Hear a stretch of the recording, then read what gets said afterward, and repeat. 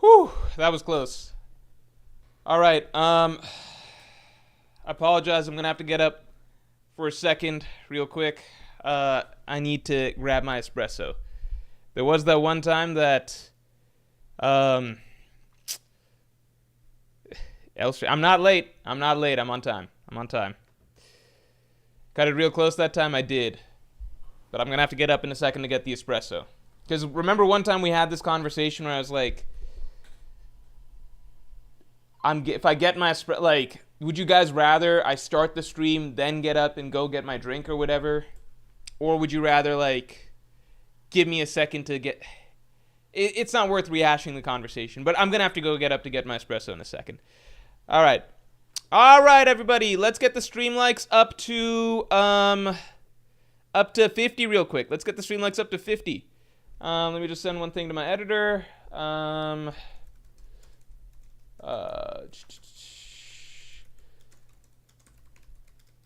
This was just a fucking insane chapter. I never thought we'd be getting so much rock shit right away.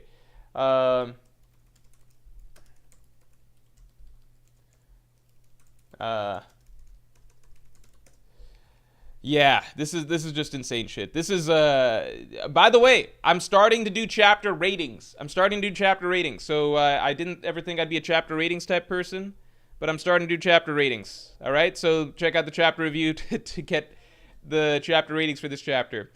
Cornick, thanks for the 10.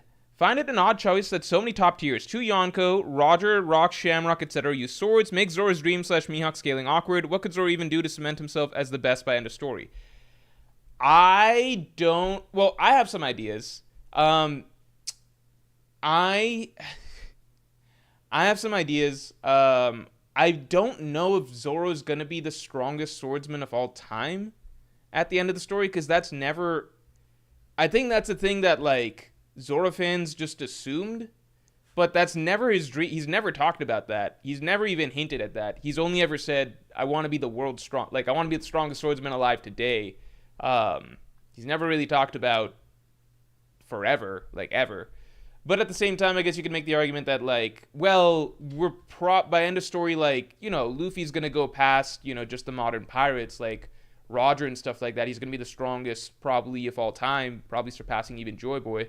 So maybe the same logic should apply to Zoro. I think the Ryuma thing is a big deal. I think Ryuma suggests that, like, we would all want Zoro to surpass Ryuma, right? Like, because if you get to the end of the story and it's like, okay, Zoro became the strongest swordsman alive today, but not the strongest swordsman ever.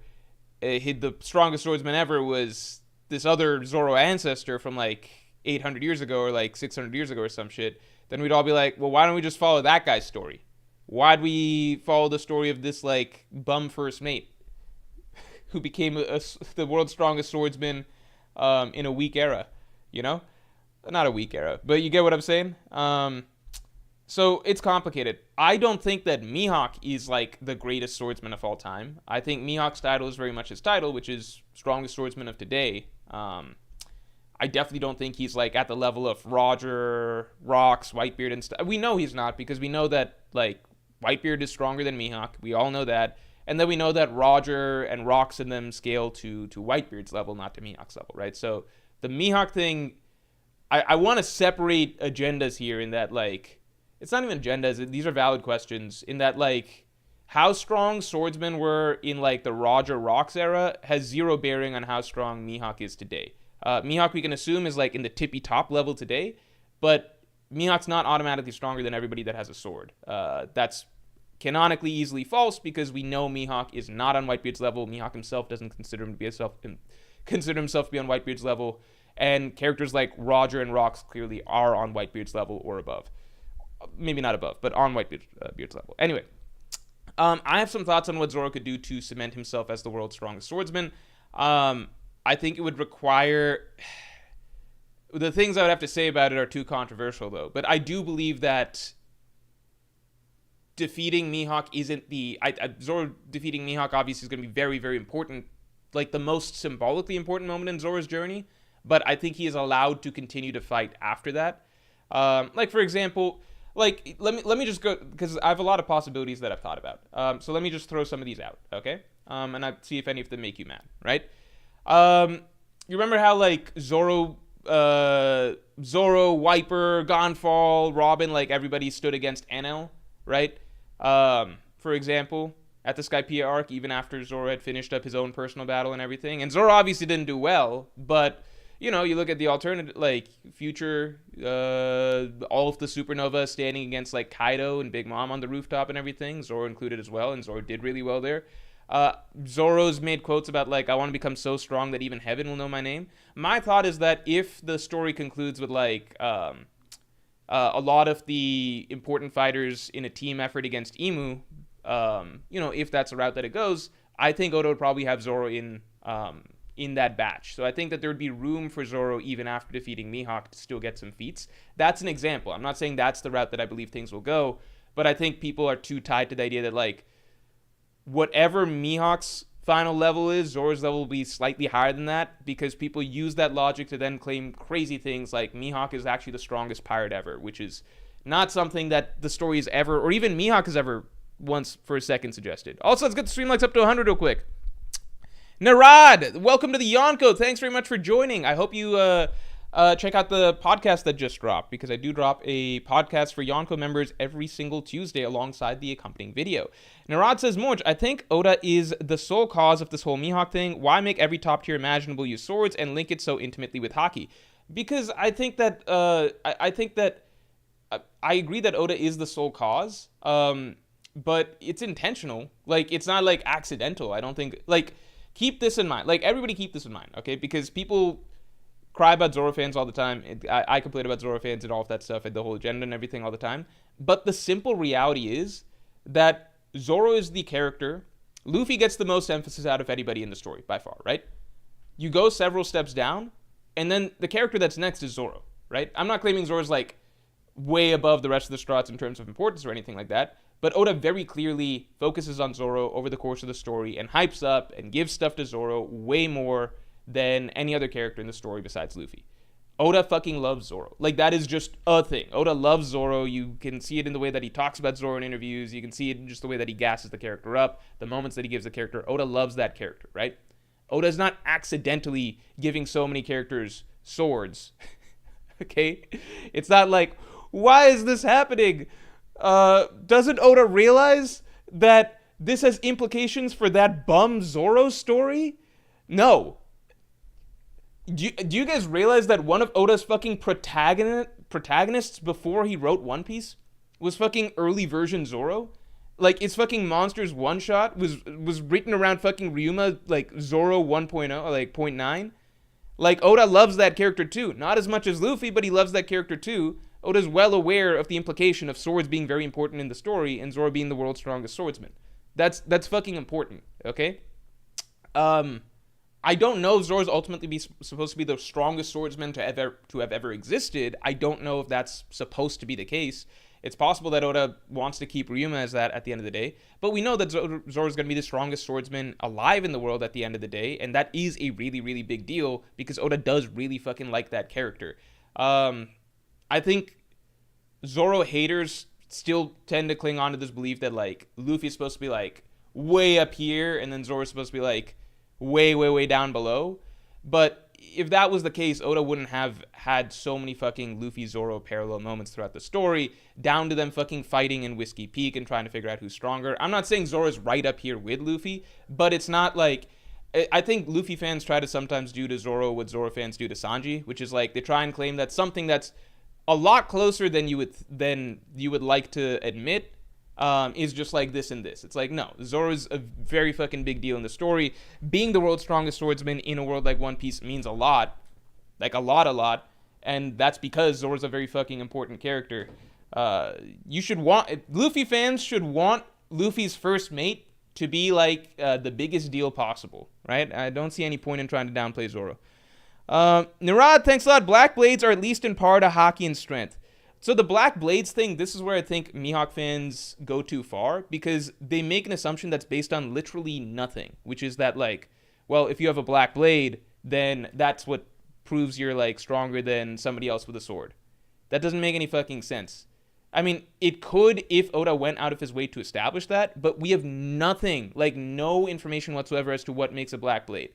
Like, you don't see Mihawk fans, or you don't see, like, Shanks fans or Roger fans saying, like, well, actually, being able to launch Haki waves is what makes you the strongest swordsman, which is something that Mihawk has yet to show, or Zoro has yet to show, right? Why is it black blades are... For all we know, that just means that you spent time trying to turn your blade black. We don't know what the fuck that means. Like, there's never been anything that establishes that having a black blade means you're, like, stronger than anyone who doesn't have a black blade. We know that it doesn't. We know for a fact, in fact, that, like, Mihawk is not above Roger or Rocks, again, because we know for a fact that Mihawk is below Whitebeard, right? I think it's impossible for even the most diehard Mihawk fan to contest that, because otherwise then you're just acknowledging that titles don't mean jack shit. Like, we know Whitebeard was the world's strongest man, above Mihawk. We know Whitebeard was the world's strongest pirate, established to be above Mihawk, right?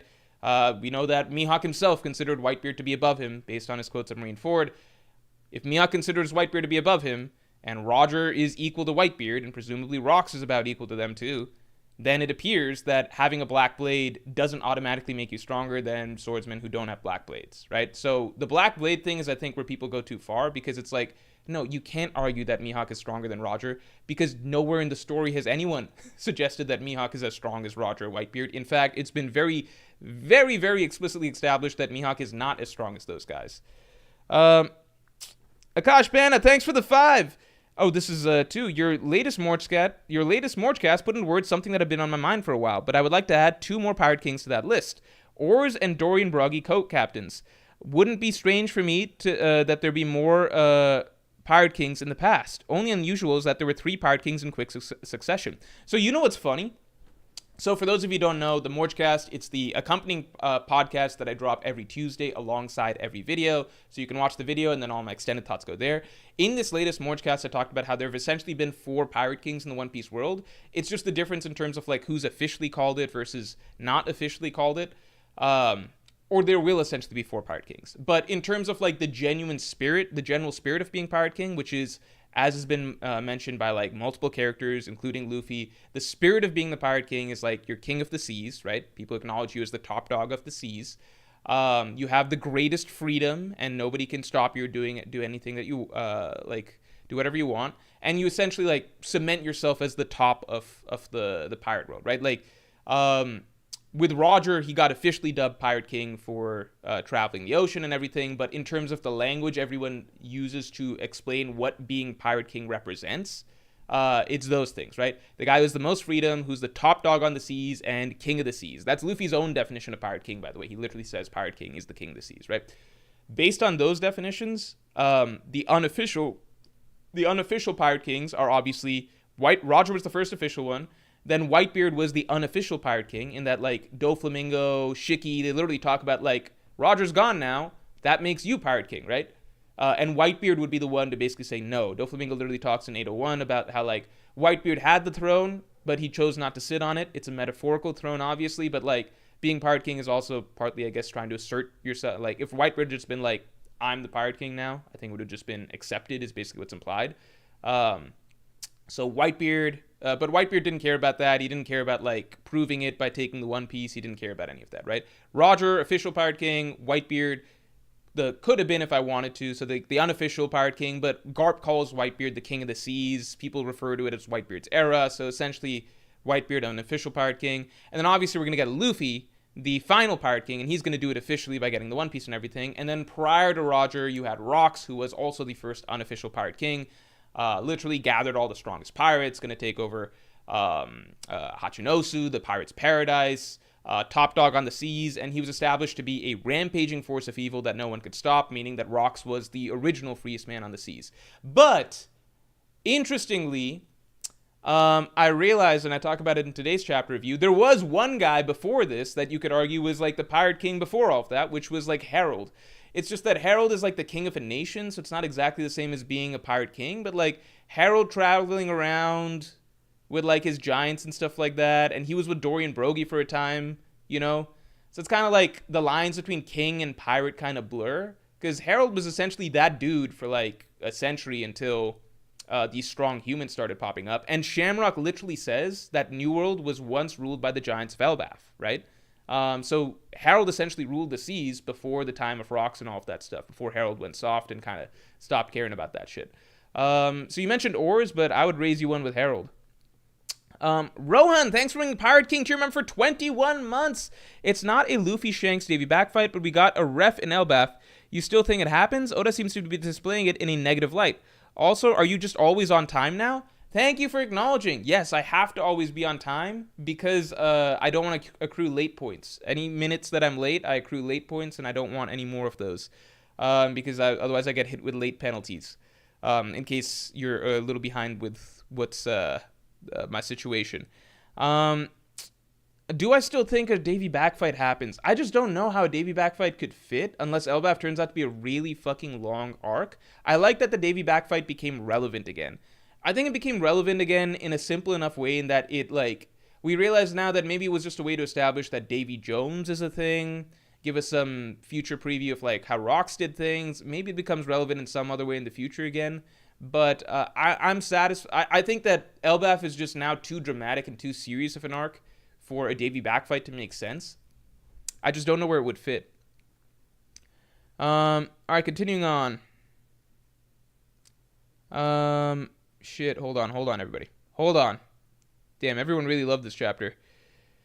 Fading Phase, thanks for the 5. Based on Loki's reaction, it's possible he buys into Blackbeard's dream over Luffy's. Also, can't believe Blackbeard and Law needed Kobe's help to beat Caribou's daddy.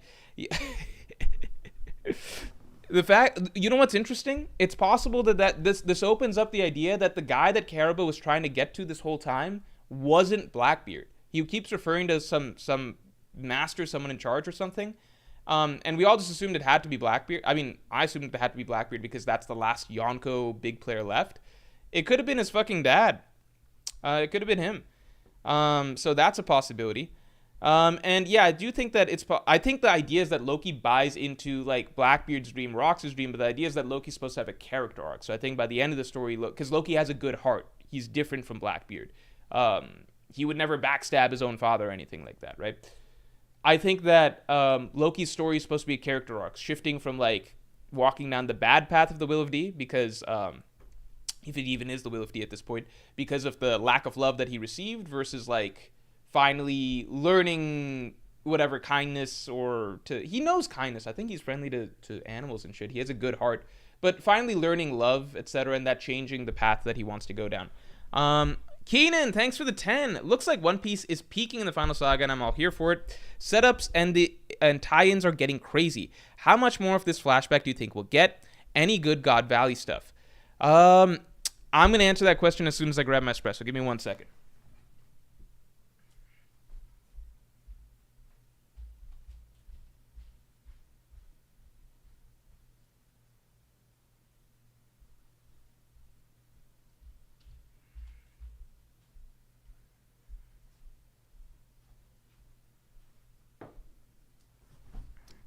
So my opinion is with this flashback that it's already gone way further, not in terms of chapter count, but in terms of how much lore it's revealing than I ever thought.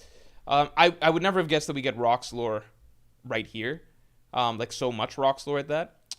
I feel like ultimately the important thing is that this is Loki's flashback. It just feels like Rocks' flashback right now, kind of like how Odin's flashback started to feel like the Roger Whitebeard flashback.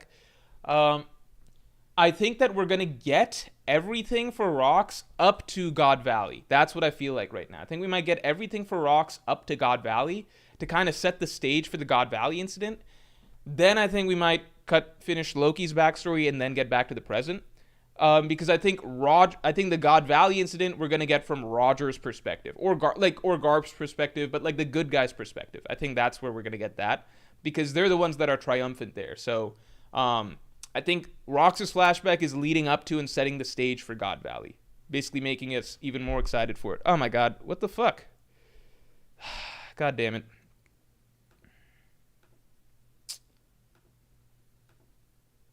Okay.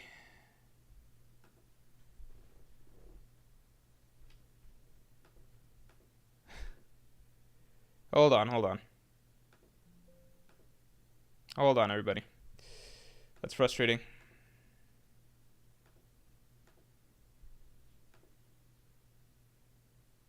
All right. That should be good. Here, let me change some filters real quick. Hold on. Hopefully this doesn't freeze it. God damn it, that froze it too. All right, I gotta add another. No, it's working. It's working. How's it working? How'd I get it to work? Okay, it's working. All right, anyway. First, let's get the stream likes up to 150 real quick because we fixed the camera. Yeah, I think we're gonna get it up till there. And yeah, One Piece is really peaking. I think Oda really saved all of his best and most interesting ideas for the end of the story. Titanium Dragon, thanks for the 5. Never thought the day would come where I could say that the Foxy Pirates are essential to understanding One Piece. Also, Zebek means buggy. Google Translate. What? Google Translate? From what language to what language? Detect language? Zebek? It just says Zebek. That doesn't help me at all. But I could see Buggy being his kid. Also, let's get the stream lights up to 200 real quick because we got a shit ton of people in here. Carnage, thanks for the 5. Wow, what a chapter. What's your thoughts on Davy Jones? Do you think he's from the Void Century? Maybe a rival of Joy Boy? I've got 2 thoughts. Or I think there's 3 possibilities, but one I'm going to save for a video. Possibility number 1 is that he could have been the Joy Boy's version of Blackbeard. Kind of like how Roger has his counterpart Rocks, Luffy is his counterpart Blackbeard, and it's kind of following like the same line, like Joy Boy to Roger to Luffy. You might have Davy Jones to Rocks to Blackbeard. So it's the equivalent of each era, the dark version of whatever Joy Boy represents, dark version of what Roger represents, dark version of what Luffy represents. I think that might be Davy Jones. But we got to wait and see if that's actually the case, obviously. But I think second possibility is that Davy Jones is Joy Boy, and it's just a different name for him. I think that's a possibility as well. And then the third possibility, I'm going to save for a video. But 3 possibilities that I see. Bunfagum, thanks for the 7. Another week, another day of having no clue who the final villain is. Oda's insane for this. Always keeps us guessing the GOAT for real. Yeah, I've got a very in-depth breakdown for this. So watch out for this next Tuesday's video. I got a very in-depth breakdown. Zay G, thanks for the 5. It feels like zooming out to the whole story. It's setting up Joy Boy and Davy Jones to be the same person. Will of D equals Will of Davy Jones. So I do think that's very possible because I mean, I just mentioned that in one of my 2 possibilities. I think that could line up pretty nicely, Will of Davy Jones. And it would just, because like the Will of D has to be Joy Boy's will at the end of the day, because it's like all of the poneglyphs are from Joy Boy's voice, right? So I don't think it can just be the will of Davy Jones if Davy Jones is a different person than Joy Boy. But if it's not the will of Davy Jones, then Davy Jones can be a different person than Joy Boy. But I think it's definitely a possibility. Rihanna Zara, thanks for the 5. Congrats to all the Blackbeard Chads who believed in the final villain status since day 1. We earned the Zebek upscale. Blackbeard for final villain. I think there's a solid possibility. I think there's an amazing possibility at this point. Here, let me give you guys a poll. I think it'll be overwhelmingly for Blackbeard right now. Or Emu final villain.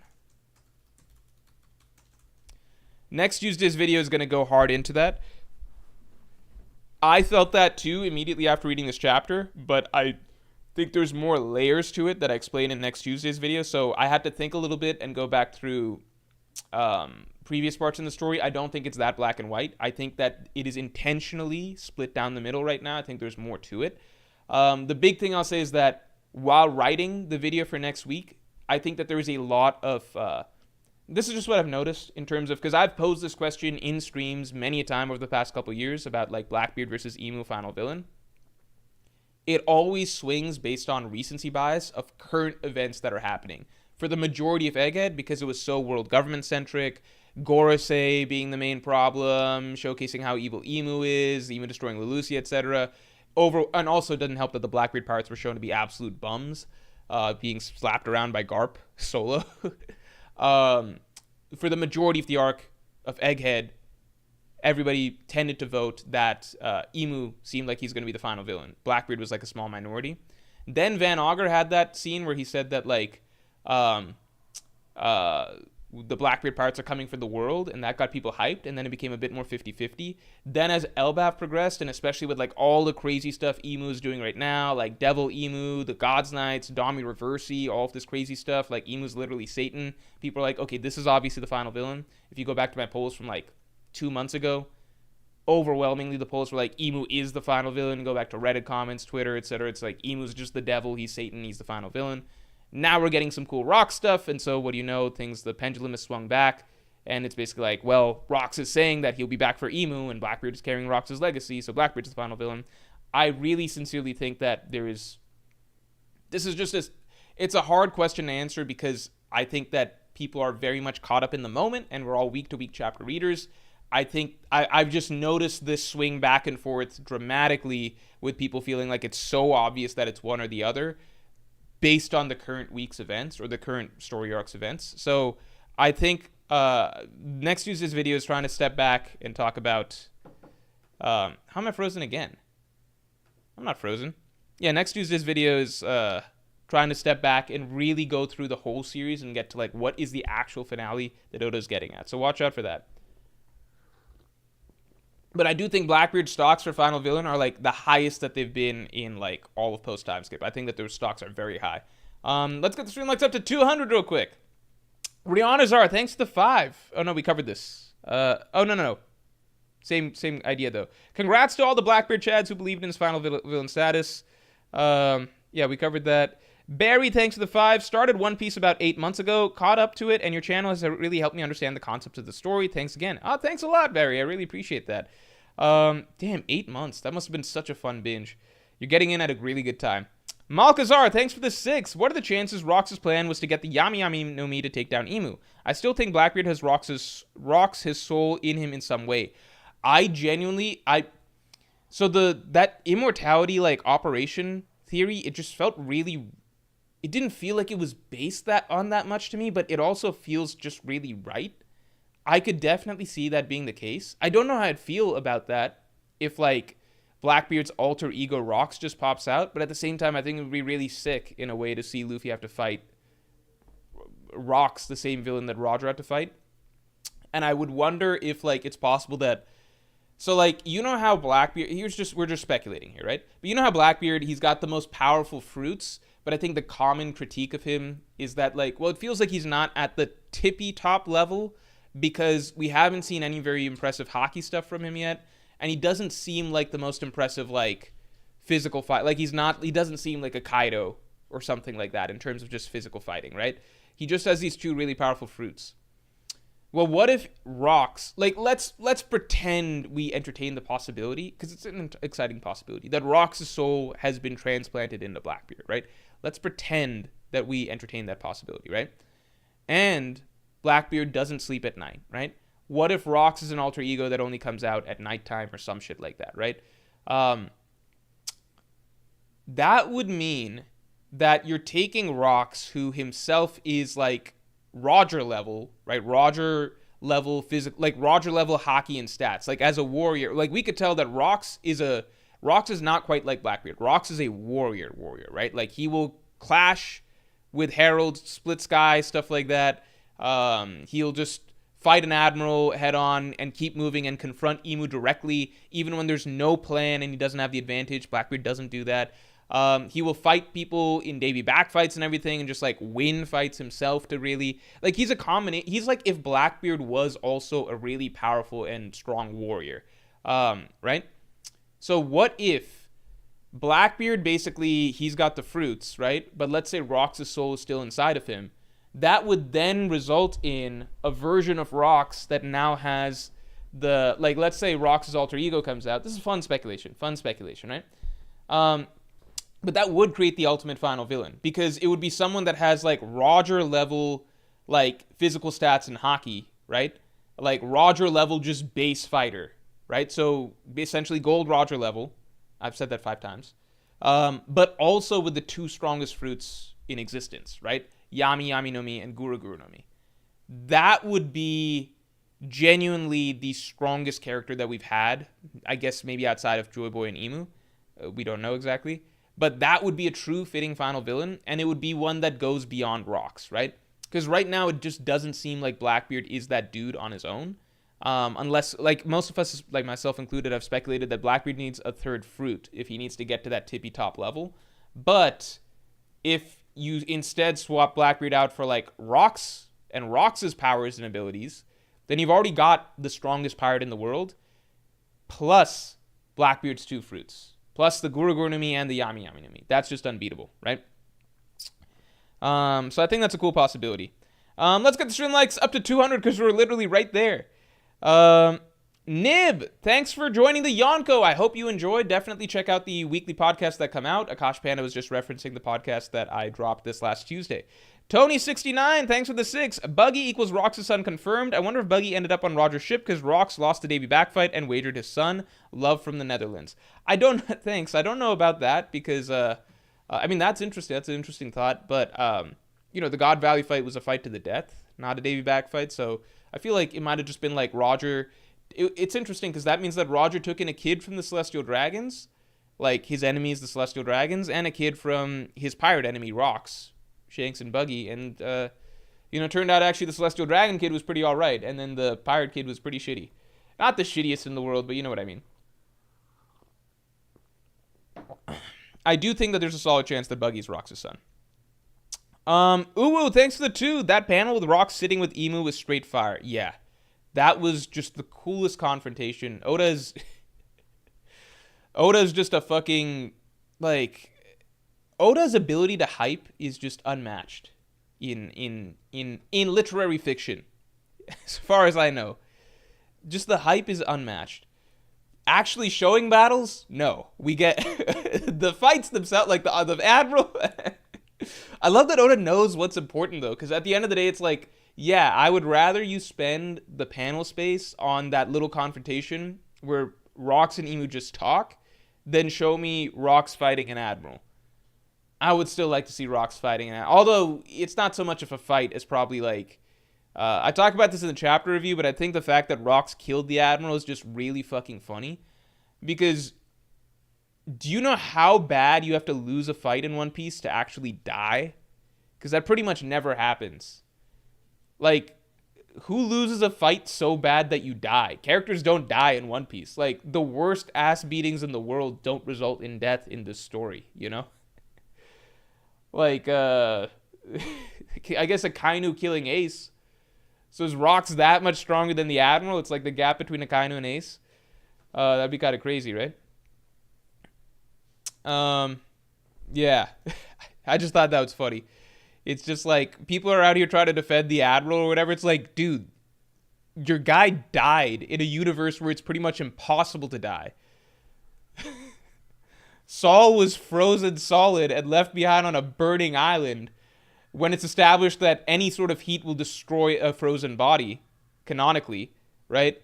And even that dude survived.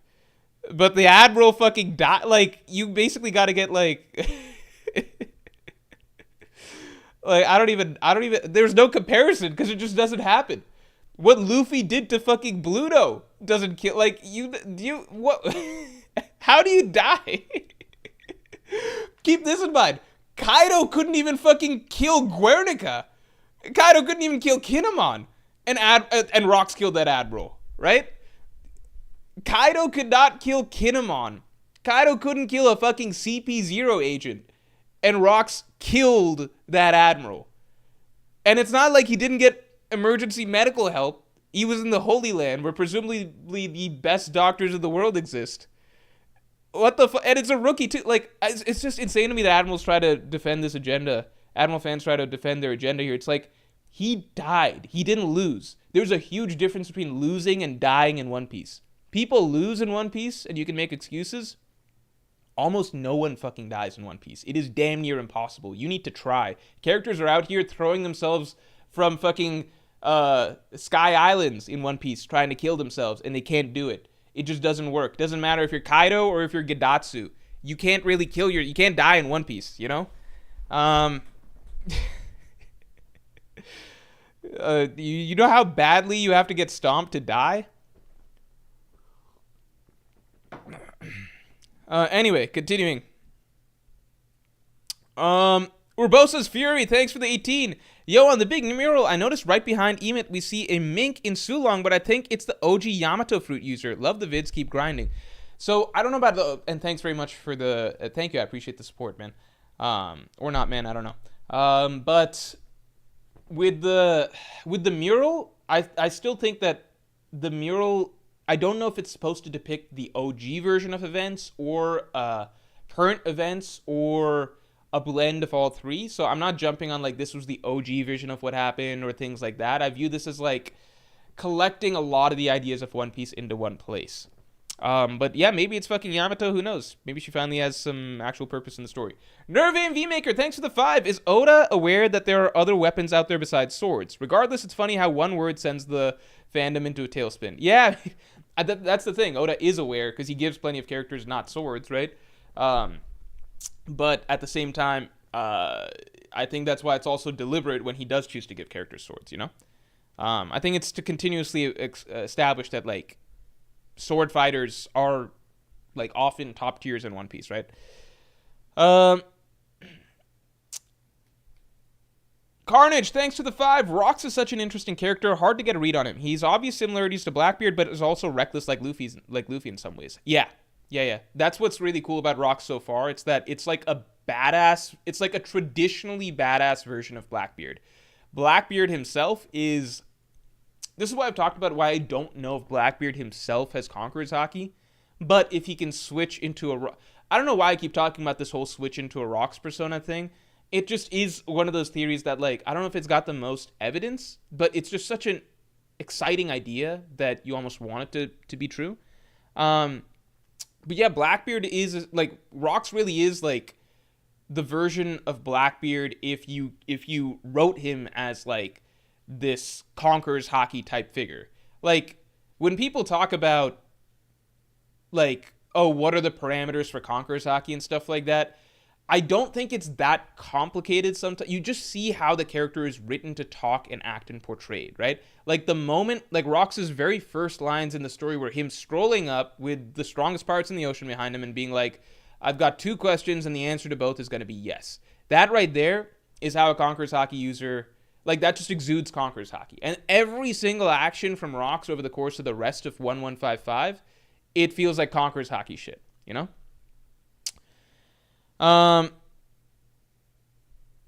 Young Brib B, thanks for the 20. Hey Morge, what do you think of the idea of Emu using Dami Reversi on Sanji and forcing him to break his code and fighting using his hands would be a callback to Sanji's convo with Zoro and Wano? I just don't like that. I like the idea that Sanji's will would be so strong that he just wouldn't be forced to do that regardless. I feel like that would be cooler. I think it's important that Sanji never ends up bowing or bending in that. T.O. says Loki, Rox doesn't even feel evil. Yeah, he hasn't actually done anything too evil so far. Because, like, yeah, he beat up Loki, but it's like, who gives a shit? Like, you know, it's just like, Loki could take a beating. It's not like he killed him. Sith Lord, thanks for the 5. Hype for Rox that he got in and out of the flower room, or hype for Emu that even Rox could do nothing but flee and Emu didn't even have to care. That's the thing. I think Oda actually did well with how he's handling both these characters. Because if you want to talk about, like, who was more exciting and who are we going to remember from this scene and like what does that give us anticipation for in the future, it's obviously Rox and what this means for Blackbeard, right? The proclamation, everything. If you want to talk about in the scene itself, who feels like they have the final boss aura, it's Emu, because Emu doesn't like, he just nonplussed, doesn't seem to care, unfazed, and it's established that Rox can't actually do anything to Emu here. So it goes both ways. Welleton Hadecker, thanks a lot for the 10. Zebek went further than Roger. He met Emu personally. Why didn't Rox go after the One Piece? Lack of knowledge about the power of the treasure. Didn't he know how to read poneglyphs? You have to collect the whole thing, right? And that's something that Roger did that it seems like Rox didn't, right? When we finally, like, keep in mind, Roger, like, God Valley happened 40 years ago. And then over the next decade or so, it was Roger, like, he got to Lodestar, or did he get to Lodestar before God Valley? I forget. The next, like, Roger collecting the road poneglyphs was this long quest for him, right? It involved getting Odin. It involved, like, so many steps. It's unclear right now. Like, it's clear at the moment that Rox is not on the journey for any of these steps. It's unclear if he even knows about the One Piece quest, if he's even... gone to Lodestar and found that shit out, if he's even tried getting the road poneglyphs or anything like that. So it's not like Rox couldn't have gone after the One Piece. He wasn't doing the quest for it, presumably because he didn't know.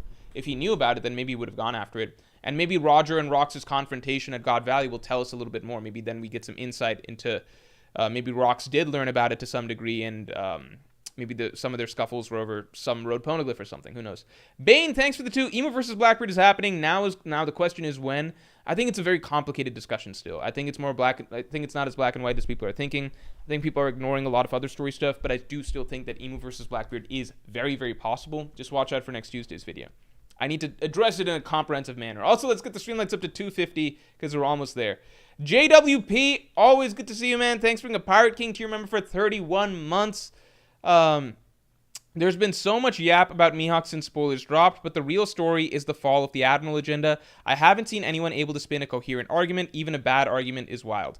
There just is no coherent argument to defend. Here's the thing. To me, the simplest argument about the Admiral Agenda, and it's a very, very simple argument, you don't need to defend every fucking admiral. Like, the Admiral Agenda, like the agenda that every admiral is like Yonko level or something, that died the moment Shanks confronted Green Bull. It was just dead. And like, because there's no argument defending that at all. There's no argument defending that. I've seen some people argue that, well, Green Bull didn't want to fight all the red-haired pirates, but that's not the case. We know that Green Bull didn't even recognize that it was Shanks and the red-haired pirates till a couple panels afterwards. The Conqueror's Haki alone was what made him shit his pants and put his hands up. He only recognized it's the red-haired pirates afterwards, right? So it establishes right off the bat that, like, that level of Conqueror's Haki, Green Bull just couldn't fuck with it, right? So the Admiral Agenda just died the moment that happened. It just died, right? We know that, I don't know if Shanks would kill Green Bull, but it is impossible to read that scene without any bias and think for a moment that Green Bull would win the fight with Shanks. So we've already known for some time that no, not every admiral can beat Yonko, right?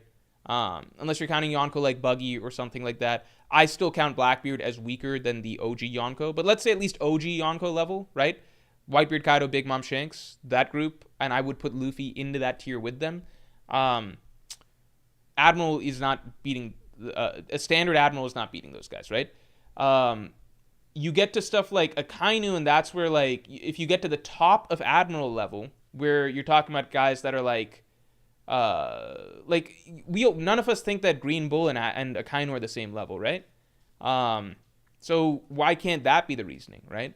Like, if Green Bull's like one of the weak... Green Bull and Fujitora, it seems, scale to about each other based on their fight or something like that. But I think most people would assume that Akainu is the tippy top of admirals, right? And Akainu did a good job against Whitebeard. I've seen people argue that fight either way. Whitebeard obviously was very injured and sick, but at the same time in his prime he's also stronger than every Yonko, so you can debate it a million ways.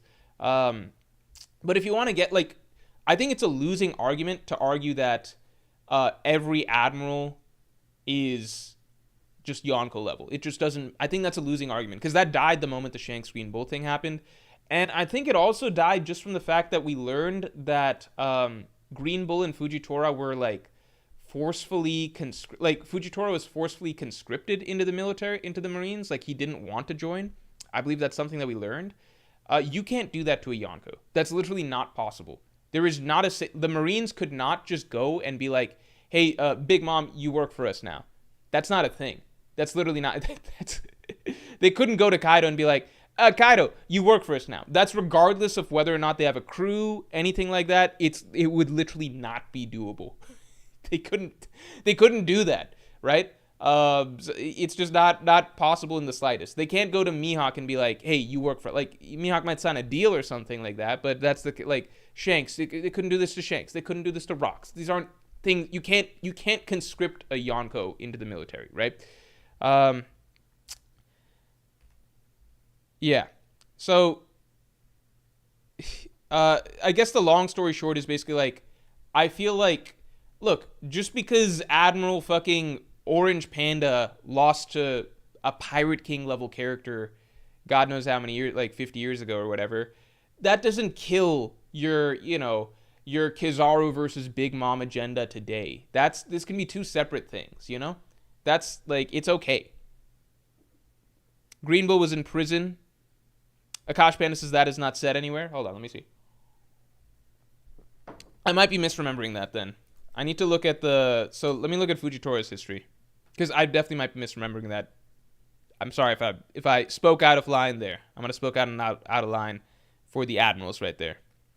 My bad. I don't mean to disrespect the admirals. My point is simply that the same... Like, I guess my point is just that every admiral doesn't need to be, like, argued to be Roger's level or something, right? I think even admiral fans in their heart of hearts know that, you know, Aokiji would lose to Prime Roger. Like, Aokiji would lose to Prime Rocks. I don't think those things are a surprise. I think Kizaru would lose to Prime Rocks, right? I don't think this is like a shock. I'm sorry if I made fun of the admirals too much at the beginning with how, you know, the admiral died, but I think that is also pretty funny considering it's damn near impossible to die in One Piece. Like, Pell's out here literally carrying nuclear bombs into the sky and can't die.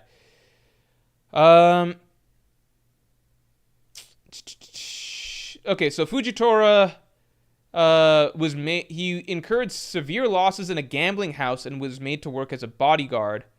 So I don't think this works either then. This is actually worse. He incurred several losses in a gambling house and was made to work as a bodyguard. His strength caught the attention of the world government, who bought the place and drafted him into the Marines. So why... I don't think you wouldn't be able to make Kaido work as your bodyguard, right? You wouldn't be able to make Shanks work as your bodyguard. Green Bull started out in prison, is that right? I don't think you'd be able to keep Kaido in prison if he didn't want to be there. I don't think you'd be able to keep Big Mom in prison if she didn't want to be there. Continuing on. Go to Google Translate Zebek equals buggy. Okay, let's do this again. Google Translate. Let's see. How the fuck am I supposed to do that accent thing? I don't know how to do the accent thing. Let's see. Zebek. It says Bekar, like buggy. It says Vietnamese detected and it says Bekar. So I don't know what you're talking about.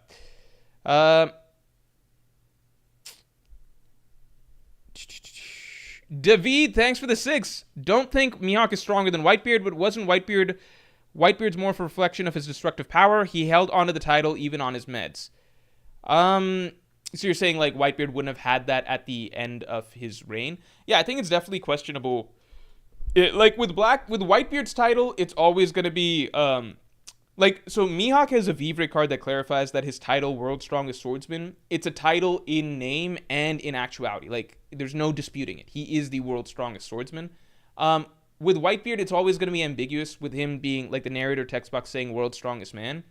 If that title meant, like, the narrator is saying this is the world's strongest man, or if the narrator is saying that this is the person called the world's strongest man. Like, he has the title of world's strongest man. Those are two different things. I honestly doubt whether even World's Strongest Man, like, it even makes sense, even if Whitebeard was in his prime, because we presume Emu to be much stronger, right? So, like, and Emu seems to be a man, as far as we can tell. Let's get the stream lights up to 300 real quick, because we're almost there.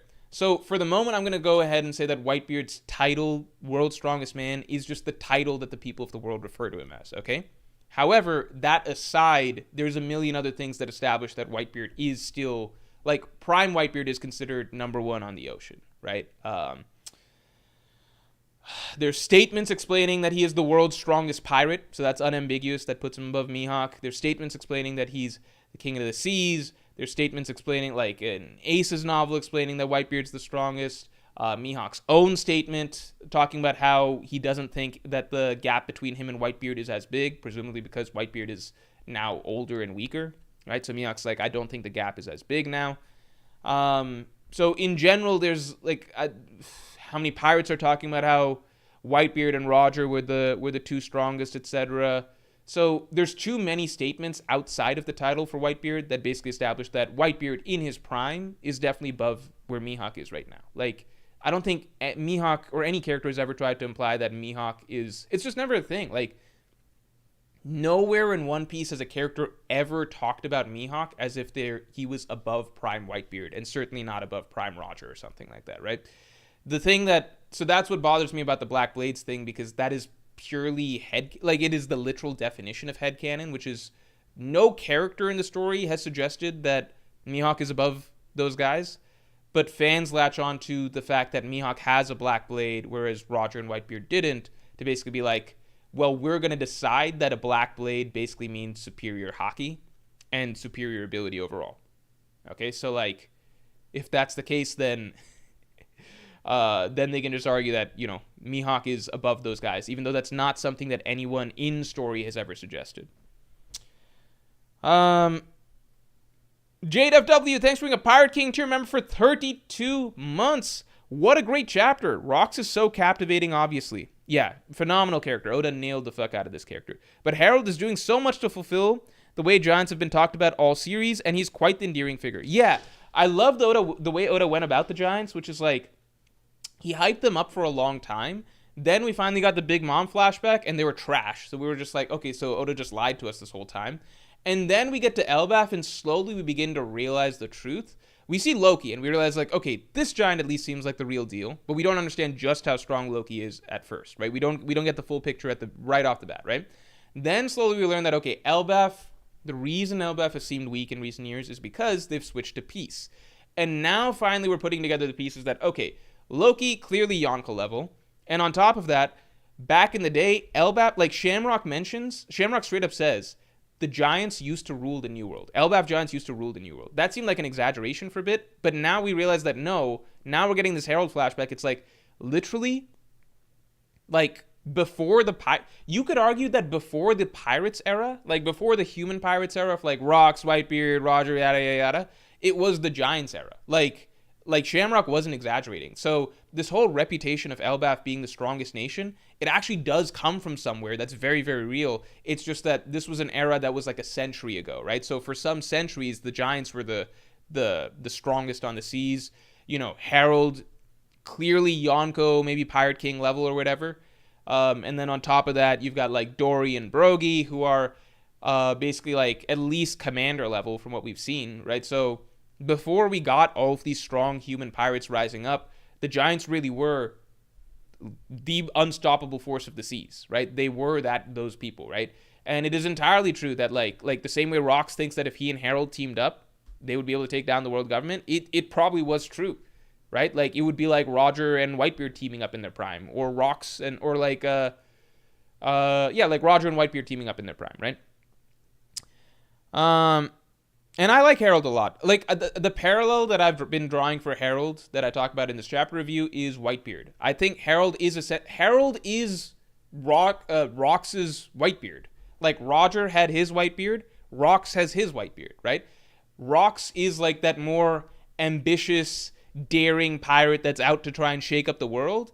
And then you've got Harold, who's like generally more peaceful and just trying to take care of his family is the Giants of Elbaf, right? Same with Roger and Whitebeard. Like they're maybe equals in strength, we don't know exactly, but like they seem comparable, they respect one another, but they've just got two different agendas, and one's looking to shake up the world and go out and like raise hell, and the other's just like, I'm just trying to take care of my people, my family, right? Same with Roger Whitebeard. Roger's on this mission to change the world, this grand dream, going out and about causing chaos, becoming known as the Pirate King. Whitebeard just wants to take care of his family, his sons, right?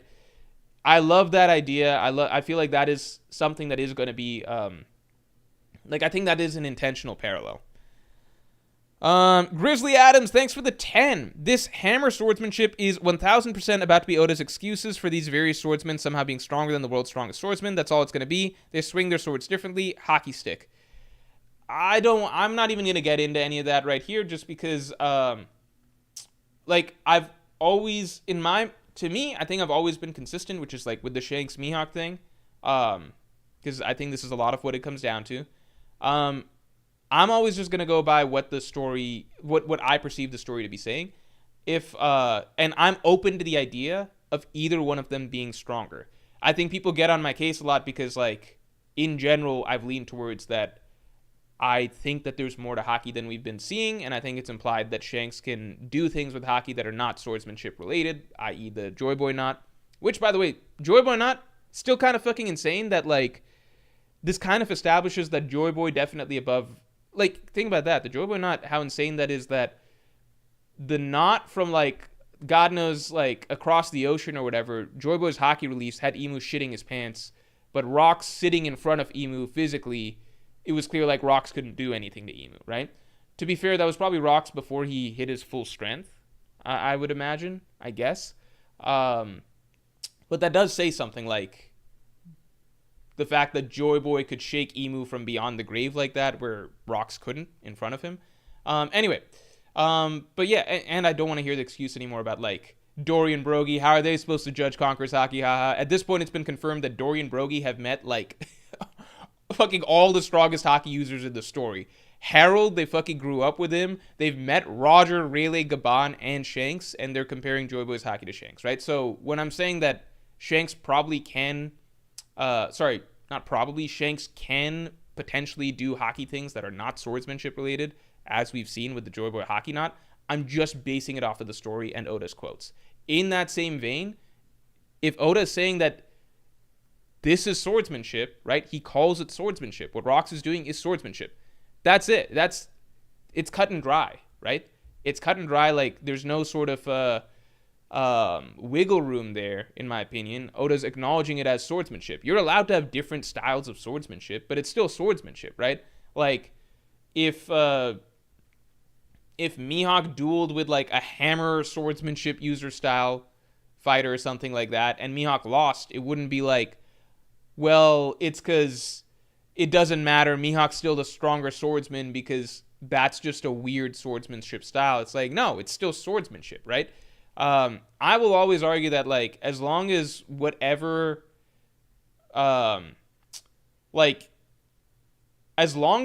Shanks' fighting style is limited to swordsmanship and like our understanding of what swordsmanship is, which means fucking sword attacks, Mihawk's going to be stronger than Shanks. I've always been down for that, and I've always said that I'm open to either one of them being stronger. It's just that the narrative has talked up Shanks way, way, way more. Bigger role in the story, Oda's own self-insert, and I feel like there's been implications that there's levels to Haki that we have yet to see that very well could not use a sword, as seen by Joy Boy's Haki knot, aka the most impressive Haki attack in all of One Piece, right? Based on that, I'm like, if you had to put a gun to my head, I would lean to it being more likely that Oda would have Shanks above Mihawk overall, but in any sort of swordsmanship-based duel, Mihawk would be above Shanks, right? That's always been my stance. This Rock situation changes none of that, because I have never been of the opinion that, like, Shanks using Divine Departure or something isn't swordsmanship. That is swordsmanship, right? If that's all Shanks can do, if it's just Haki moves with a sword, Mihawk is stronger than him, no questions asked, right? I think that the hammer style swordsmanship of Rocks, it's just a cool thing, but it's not reinventing the wheel as to what the parameters of swordsmanship are, because it defines it as like it's called swordsmanship in the narrator text box, right? So Rocks was a swordsman. Continuing on. Black Lightning, thanks for the 5. It's always funny hearing your Mihawk using the absence of feats as an argument is funny in a story where Oda likes to hide character strength.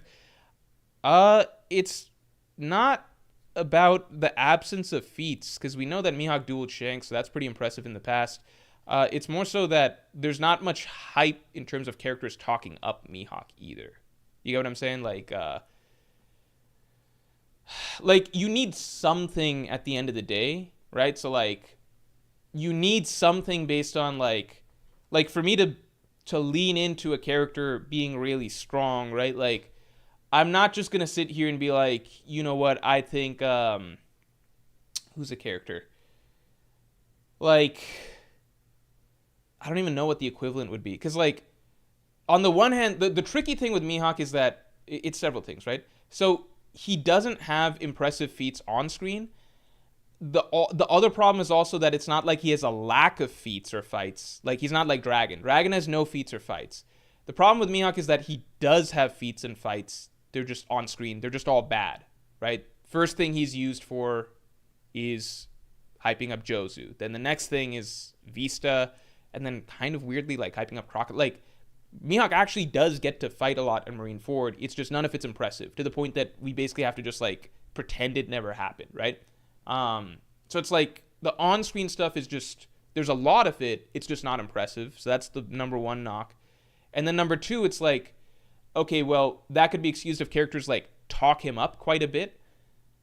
Like, with Roger, we have, like, even before we really saw Roger's feats or him in action or anything, the big thing with Roger is that he's being talked up a lot, right? Like, the only person who's able to ever to match Roger ever was Whitebeard. Roger and Whitebeard, they were like the top of the pirate world. Every other pirate, silver medalist, right?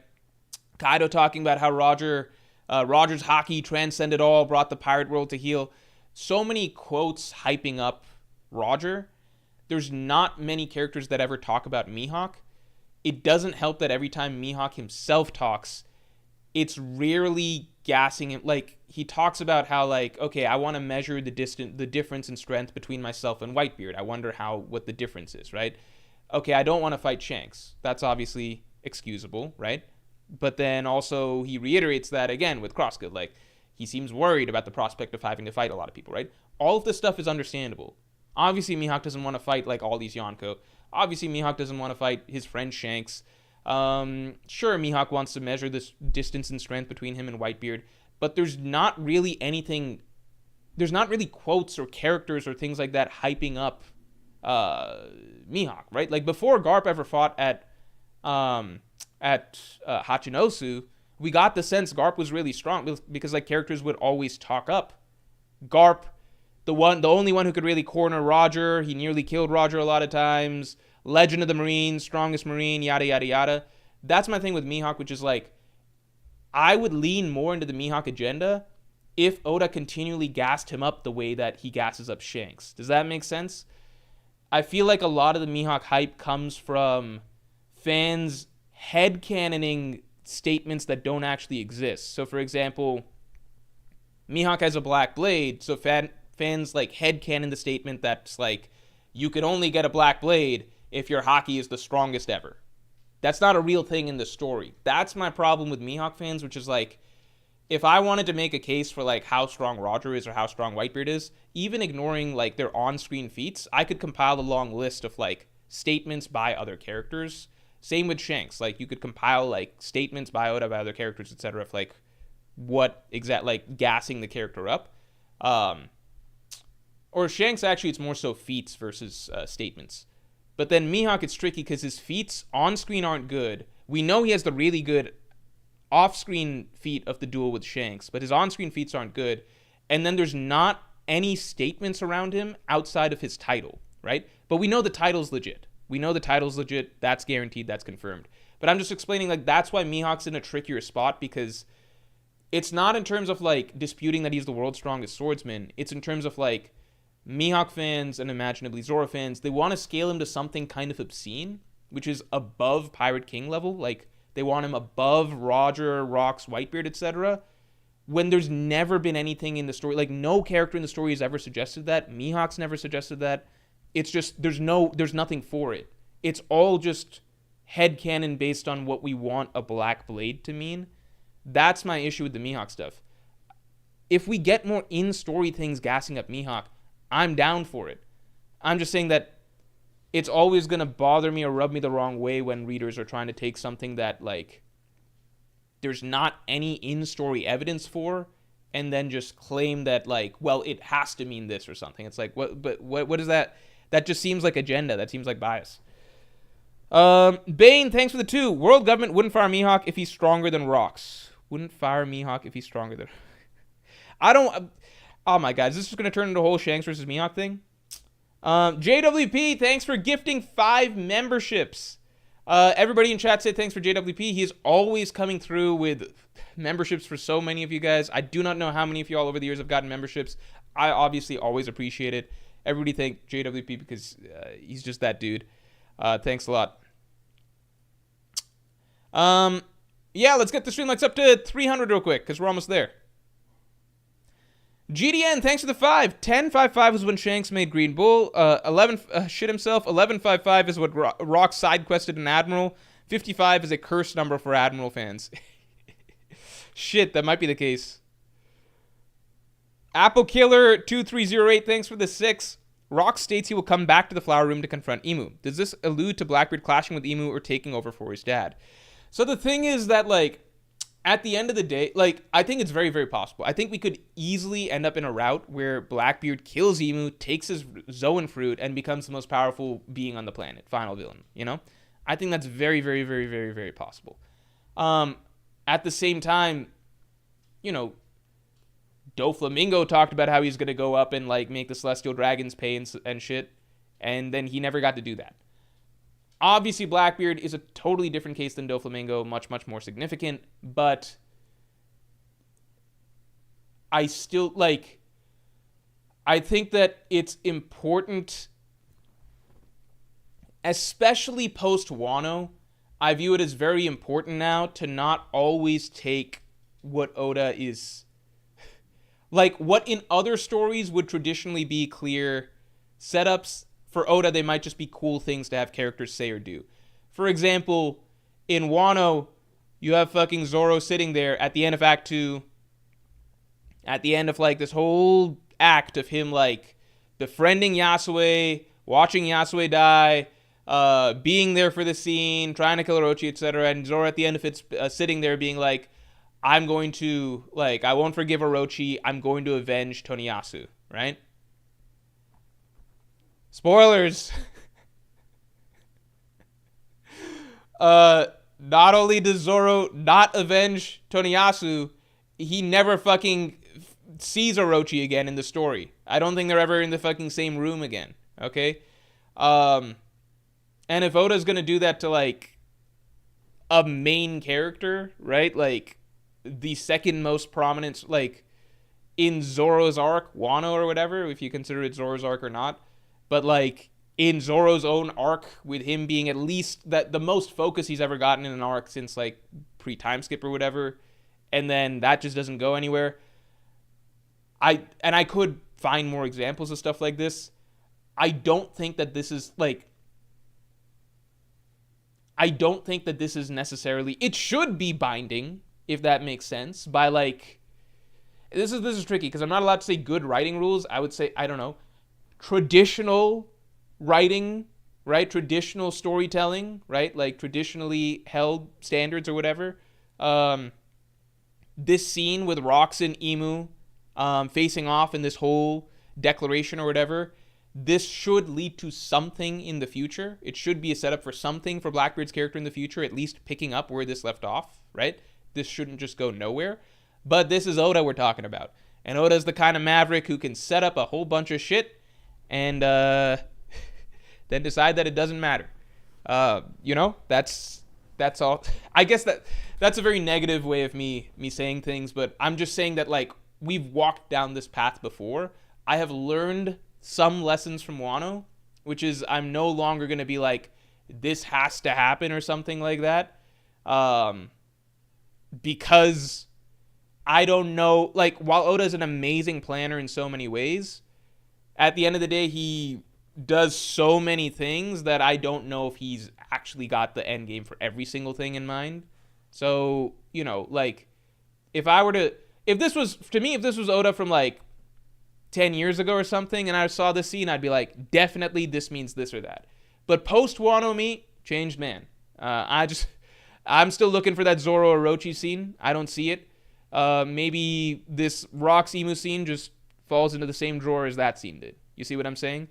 And for everybody saying that, no, this is totally different, we can't know. At the end of the day, I've realized that with One Piece, we can't know. We can't know when Oda's actually, like, setting up something that's going to have deep meaning later down the line, or it's just something that, like, he thinks is cool in the moment, you know?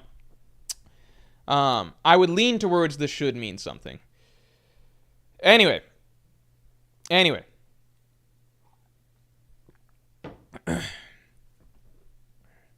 JK Kane, thanks for the 2. After this, I'm guessing Joy Boy has the eye patch. Yeah, Joy Boy might be the pirate with the eye patch. Like, I think it could be fucking Luffy. Like, I think Luffy, what if Luffy loses an eye? Oda's already drawn Luffy without an eye at one point for some gallery type thing. Or some random art, I don't know. You know he does those random other art things or whatever. Also, let's get the stream likes up to 350 real quick. Joy Boy having an eye patch would be pretty cool. Maybe it's Davy Jones. Maybe it could be Davy Jones. Grizzly Adams, thanks for the 10. I really feel like Loki should join Blackbeard. He was clearly inspired by the goal which Blackbeard shares with Rocks. Loki, along with Kuzan, would make for excellent wings for Blackbeard in his bid for Pirate King. I think that that's viewing to me, that's viewing things more so through the eyes of like trying to just give the Straw Hats cool matchups because people want cool matchups for Loki and Sanji and stuff like that. Or sorry, for Zoro and Sanji. Like, so people like the idea of like, what if Zoro fights Loki and Sanji fights Aokiji? And I'm not gonna lie, those would be two really fucking cool matchups, right? Like Zoro versus Loki, we already know the parallels from their very introductions, right? And then Sanji versus Aokiji, like fire versus ice. Sanji defeating like an admiral, like a very fucking strong admiral at that. It would be really, really, really cool. I think that's ignoring how important those characters themselves are as individuals in the story. I don't think Loki's story is a very deeply riveting emotional one, right? Like, it's a tragic story, right? This is a character who actually has a kind heart and is a good person, but it's just become so jaded and hurt because of the lack of love, right? I don't think his destiny is just to be Blackbeard's like the most evil villain in the world's lackey to give Zoro a cool matchup at the end of the story, right? It seems like there's something more complex going on here. Aokiji too. Aokiji is maybe the most morally complex journey in all of One Piece, because Oda doesn't usually write very morally great characters, actually. He tends to be pretty clear, like, if you're supposed to view this guy as a good guy or bad guy. A lot of the moral grayness comes from, like, this guy seems like a bad guy, but it turns out they're a good guy. Or this guy seems like a good guy, but turns out they're a bad guy. He usually puts people in boxes. Aokiji, we are supposed to generally view him as a good guy too, so I think that's also supposed to be the case. But at the very least, like, in terms of his actions and like how he's viewing the world and the way he's on, the journey he's on, it is the most morally complex that Oda has gone with a character journey. Like, Aokiji is one of Oda's like 12 characters that he put in Vegapunk's spread, right? Like, he's a very significant character as an individual. I don't think he's just supposed to be like cool Sanji fight at the end of the story or something like that. Like, these are characters who are there's too much going on for them as individuals to just be, they're written very differently from like a king and queen or like a Kaku and Jabura or something like that. But don't worry, I think Blackbeard's crew, I got a theory coming in 2 weeks. It's a big theory. I've been teasing this theory for a while about the Blackbeard Pirates potential matchups and everything like that. And Blackbeard's true crew. I think a lot just came together. So I'm ready to drop that video. I'll be dropping it not this next Tuesday, the following Tuesday, because it's a big one. Kid Smitty 94, thanks for the 5. The description of Rox' swordsmanship sounds like the awakened Chop Chop fruit. An awakened Chop Chop fruit? No, I don't think it sounds like that to me personally. I don't think it sounds like that to me. I don't know. Con Dogster, thanks for the 2. Insane chapter, Ochoku gives Caribou vibes. Insane chapter, Ochoku gives Caribou vibes. Yeah, but I'm just like, man, I thought he was gonna be a badass. Maybe he is badass, because like maybe Caribou's just weak in comparison. Kind of like Buggy is not as strong as Zebek, assuming that Buggy is Zebek's kid. Ender Ayanami, thanks for being a Pirate King to your member for 34 months. You mentioned ghostwriting in the past, but I was surprised to see you still doing it with your involvement in the new Bleacher Report ranking, lol. Rox looking... My involvement in the new Bleacher Report ranking... Rox looking like what I thought Roger would be like before he became Goldie Goofy. Roger did look more badass back when he was like kind of silhouetted and hidden. I feel like when we see Roger in like serious combat, he might look badass as well. It's also worth considering that I think Roger in his younger days did look more bad. Like when you see Roger charging into God Valley, I think he looks pretty badass. The Bleacher Report, I'm surprised the Bleacher Report ranking is making so many waves, that NBA ranking. I could talk about that a little bit towards the end.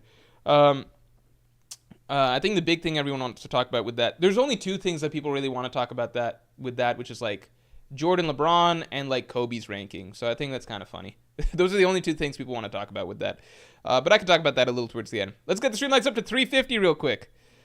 King G, thanks for the 5. Mihawk upscale, my goat really is top 1. He'd cook Rocks. Buggy D Clown is the biggest D. He's got to be Rocks' son. I just don't. I don't understand. I don't understand how this is Mihawk upscale because Mihawk is not alive right now. I don't think it's. I don't think. I just don't. That's the thing I don't get with the like. To me, the Mihawk stuff, this is my frustration with Mihawk fans because I just don't understand where some of this comes from. Like, because it's like, what?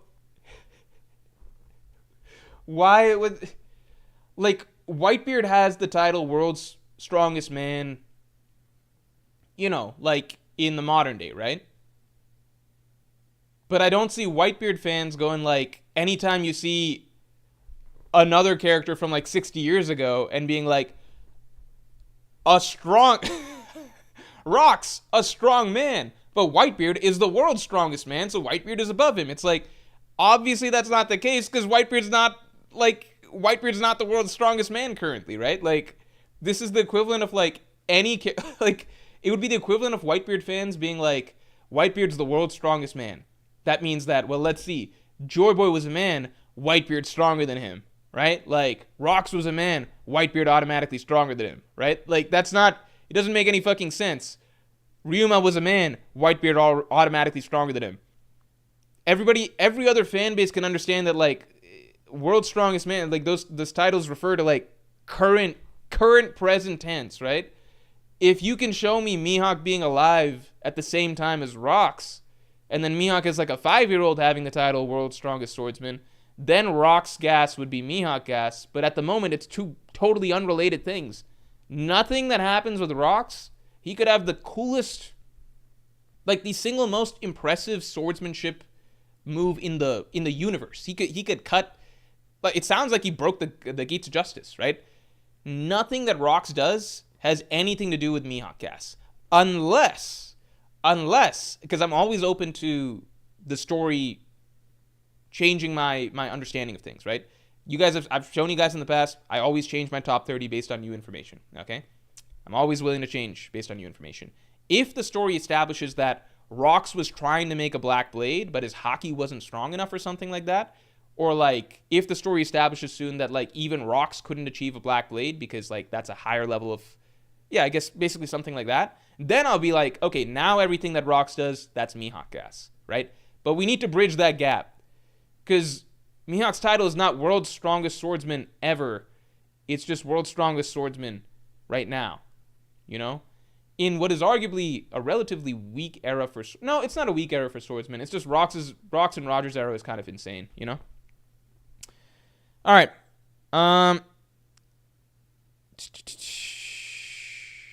Okay. Where are we at?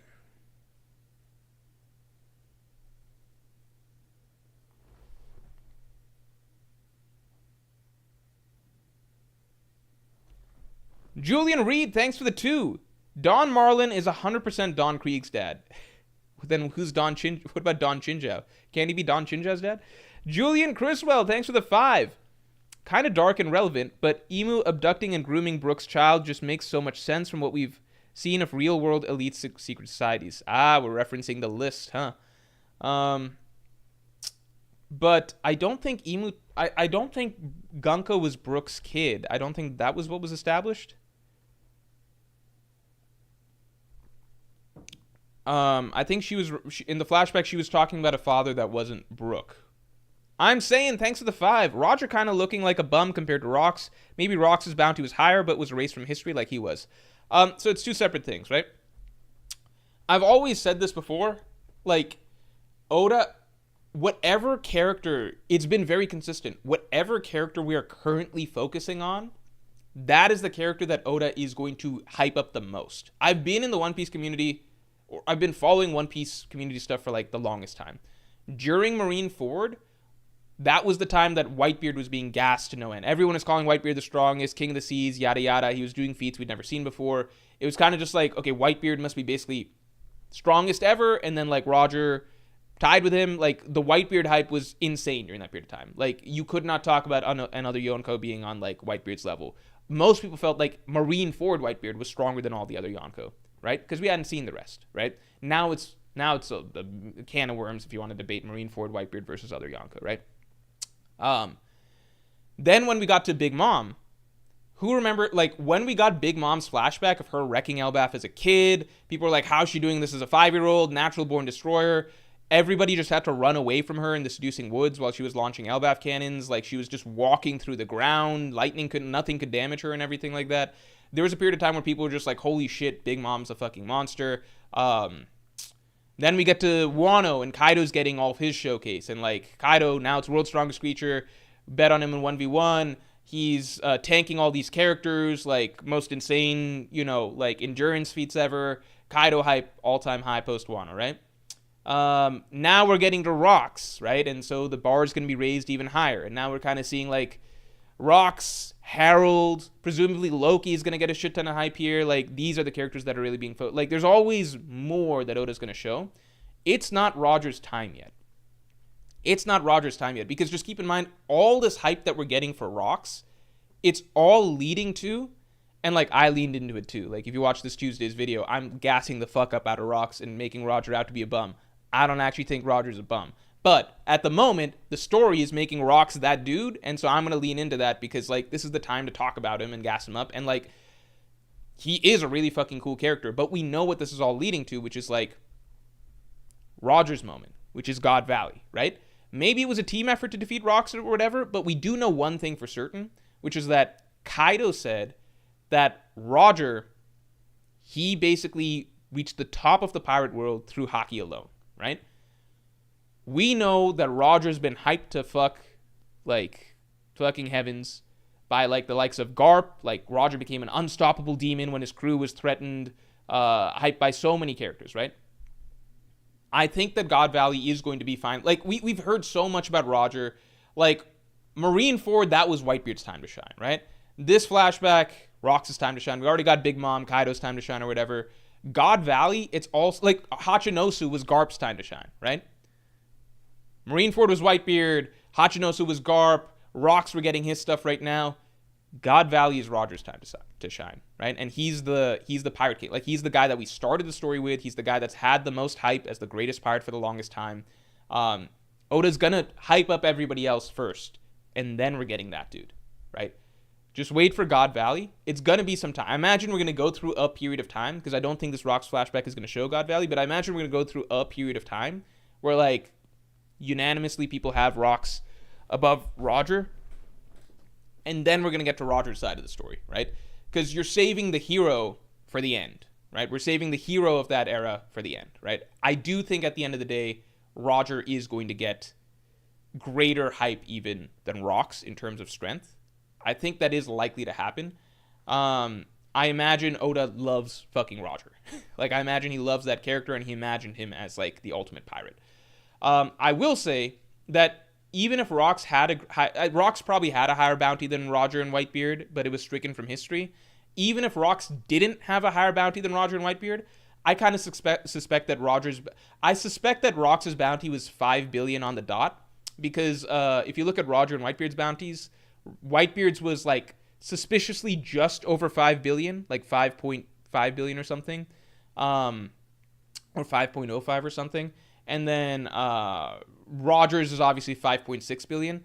So they both crossed that 5 billion mark. So I wouldn't be surprised if Rocks was the 5 billion berry bounty that's, like, right underneath them. But accounting for inflation, Rocks is probably higher than theirs. Because apparently in One Piece now we have to account for inflation, because of the fucking stupid rules surrounding Dory and Brogy, who now have fucking billion berry bounties for some reason. Anyway, continuing on.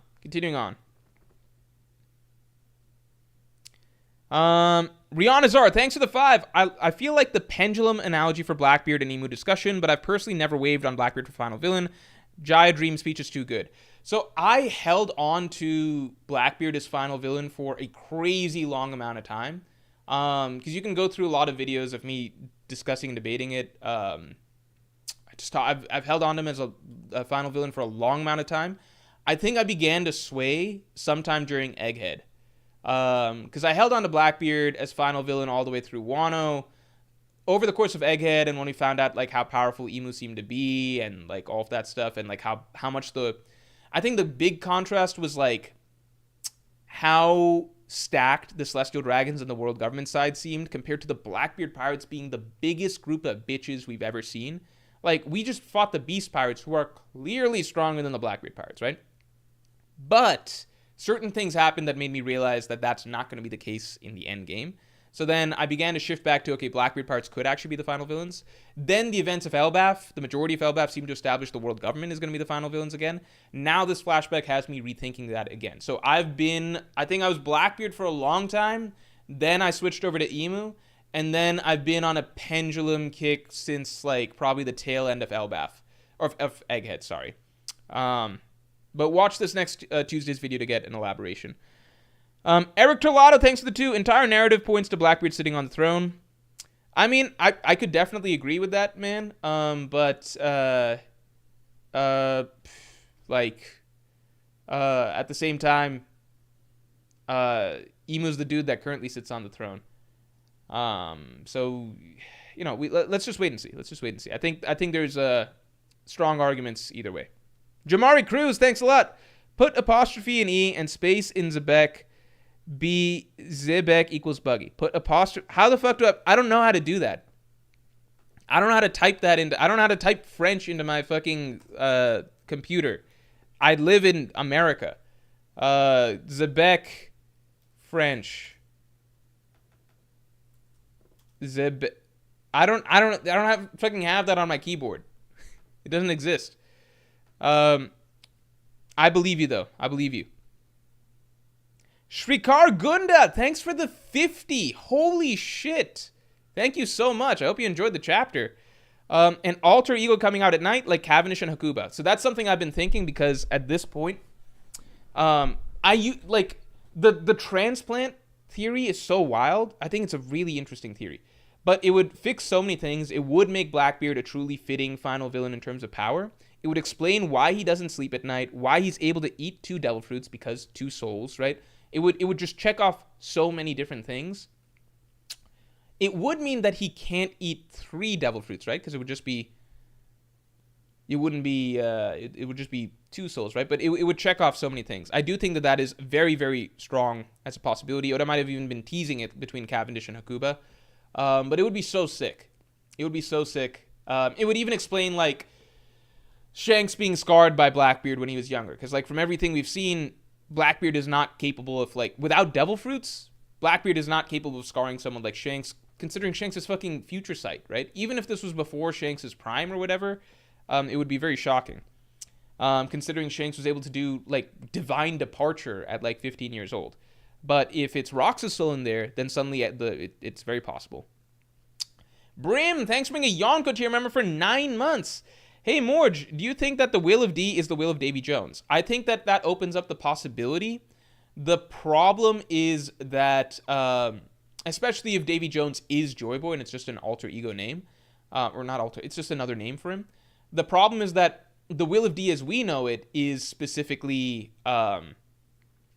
what's been passed down on the poneglyphs. And the poneglyphs are all written by Joy Boy. So, sorry, did I say Davy Jones is an alter ego for Roger? If Davy Jones is Joy Boy's name as well, like if it's an alter ego name for Joy Boy, then I could see Will of D being Will of Davy Jones. Declan Murphy, thanks for the 5. Blackbeard is too pathetic at some points to be a final villain. I can't imagine him with Conqueror's Haki either. P.S. People downplaying Roger with recency bias. Yeah, I mean, but that's just the way it goes, which is that Oda wants you to be excited for the character that we're on at the moment, right? And like it will often feel like the character that we're focusing on at the moment like blows everything else out of the water. Again, I've just seen this progression, which is just like I saw Marineford Whitebeard, and like the general community consensus was that Whitebeard was the strongest in the world even during Marineford. Like that's what everyone was talking about. It was like everyone teamed up, people cheated, yada yada, for Whitebeard to be taken down. Then over time, I think once we got to Whole Cake Island and Big Mom, we got her crazy flashback and stuff, and we saw how invincible Big Mom was. I saw people start to say that Big Mom was probably stronger than Whitebeard was at Marineford. Once we got to Wano, it was like Kaido was definitely the strongest, or definitely stronger than Whitebeard at Marineford and stronger than Big Mom, etc. Rocks, everyone's saying that Rocks stronger than the modern day Yonko, etc. Right? The fact that Roger's being saved for last, like, that's what Oda wants, right? He wants to create the scale of like continually surpassing expectations. And to me, my expectation is that Rocks is ultimately being fattened up like a sheep, right? Like a cow that lamb to the slaughter or whatever. I think God Valley is going to be Roger's big showcase. Yeah, I just think that that's going to be the case.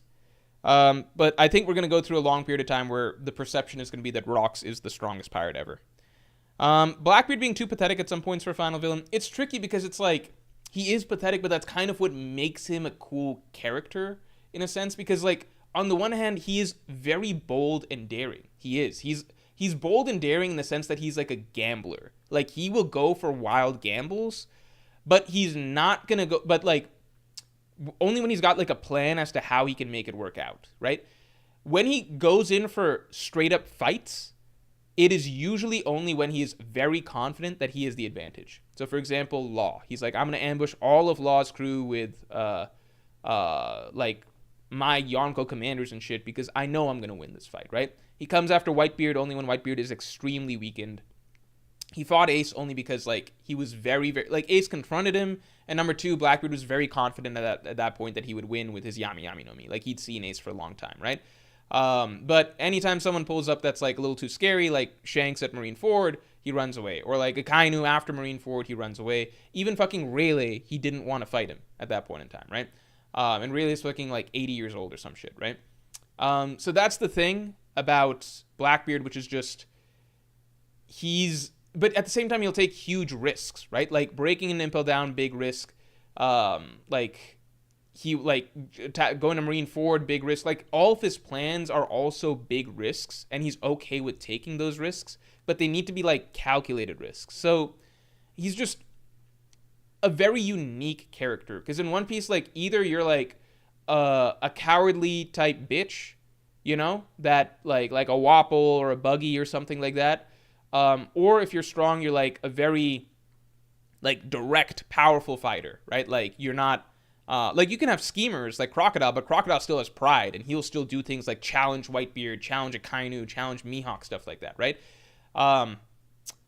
Blackbeard's unique in that, like, but like Blackbeard's like this mix in that, like, he's got the bitch tendencies of like the more scared, like those type of guys, right?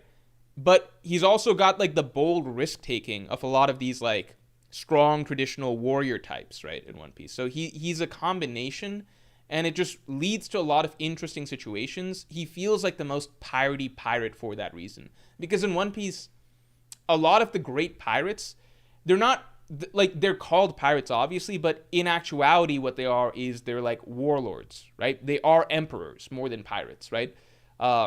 It's just that the world refers to them as pirates, but what they actually are is that they're like rebel warlords that are breaking off from like this authoritarian empire and creating their own empires and their own armies and everything like that, right?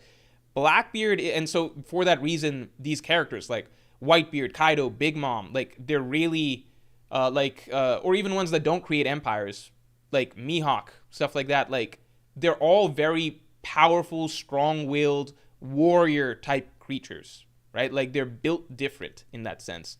Blackbeard is, in this world of warriors and emperors, he is a true pirate. Oh, I missed GDN Super? Oh, I'm sorry. I'll catch that. Thanks, New X7. I'm sorry about that, GDN. Let me just finish this thought. I'm sorry, GDN. GDN. Yeah, Blackbeard is a true pirate. He is not like a traditional like king or emperor in that sense, or a warlord. He is like a scheming, conniving pirate. He's got big balls, but at the same time, he's not got honor and pride. So it's very different. Like, the way his actions play out are very different. So you could say he's too pathetic to be a final villain, but at the same time, maybe the contrast is good to represent like a good opposing force against Luffy, and everything that Luffy represents. Because Luffy wants to do everything the right way. He wants to work and like get his victories the right way, right? He talks about like, I have to beat all the Yonko if I want to be Pirate King. He doesn't want to just sneak in and steal poneglyphs. He gets upset when Usopp suggests that. He doesn't want to hear what's the route to One Piece. He gets mad when Rayleigh's going to try and tell that to him early, right? Like, Luffy wants to do everything the hard way. Blackbeard's like the schemer, conniver. He is pathetic, but part of that patheticness is what makes him a unique and endearing villain in the One Piece world. GDN, thanks for the 5. Either the Yami was Davy Jones' fruit and Davy Jones' locker refers to the storage of the Yami Yami no Mi, or Jones is a mythic figure and teaches third fruit. Oh shit! That is the first time I've ever heard of that. That is an awesome idea. Everybody, GDN just gave an awesome idea that I haven't seen anyone consider yet, which is the same way that, like, we heard about this mythic figure, Nika, right? And then it turned out Luffy had the Nika fruit. If Davy Jones is like that sort of equivalent of being a mythical figure, that would be sick, because then that means that, like, the most pirate Zoan fruit possible, the Hito Hito no Mi model Davy Jones, that is a fucking awesome idea. I love that idea. That is a really, really, really cool theory. GDN, that's a really fucking cool theory. That's a really fucking cool idea. Shit. That's a really cool idea. That's a fourth possibility for Nika that I never considered. Damn. Because what is Davy Jones in mythology, right? Like, I should have looked into this a little bit deeper. Davy Jones in mythology. Davy Jones is a locker, right? A metaphor for the oceanic abyss, the final resting place for drowned sailors and travelers. And Davy Jones shows up a lot in, like, other stories and everything like that as well, of course.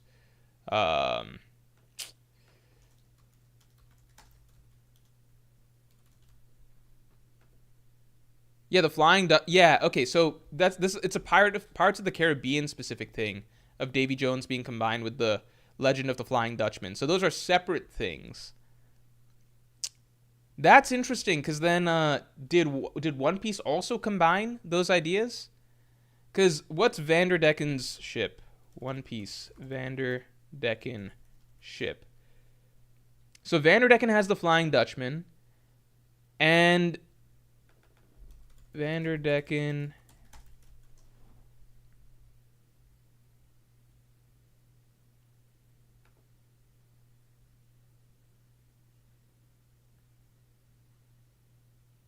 hold on. Okay, hold on. Davy Jones corresponds to the devil. Oda drew the pirate Davy Jones in SBS 38? What?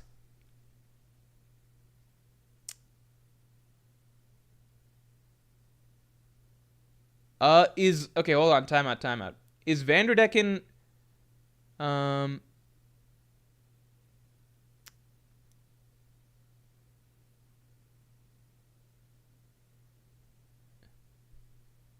I'm sorry, I'm reading here.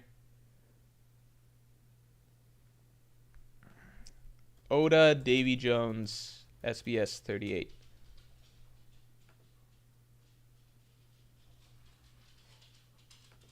Oda did draw Davy Jones. He just drew him as a silly figure.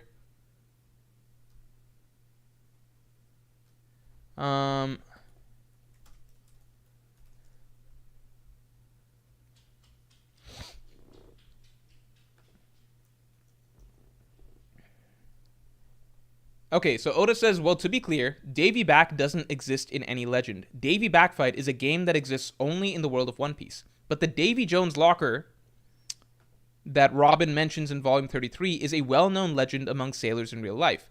There are several different accounts, but in general, he was a lying, no-good pirate named Davy Jones, a greedy deck chief who was famous for putting all the crew's valuables in his own locker. He was so wicked, even for a pirate, that one day the devil himself cursed Davy to lie at the bottom of the sea forever, swabbing the deck of a sunken ship and placing all the sunken treasure into the locker where it would never be seen again. So when pirates say, put him in Davy Jones' locker, it means sink him into the bottom of the sea. Okay, but it seems like Oda's referring to the real legend of Davy Jones here, and not what the One Piece version of the legend is. But Oda knows this very in depth. Even for a pirate, he was so wicked that the devil himself cursed Davy. So if Emu represents the devil, this is cool shit. This is interesting. Hold on. I'm sorry. You sent me down a little bit of a rabbit hole. I'll catch up on supers in 1 second. Let me see this shit. This is interesting shit. Okay, so the Flying Dutchman stuff, I guess, is irrelevant, right?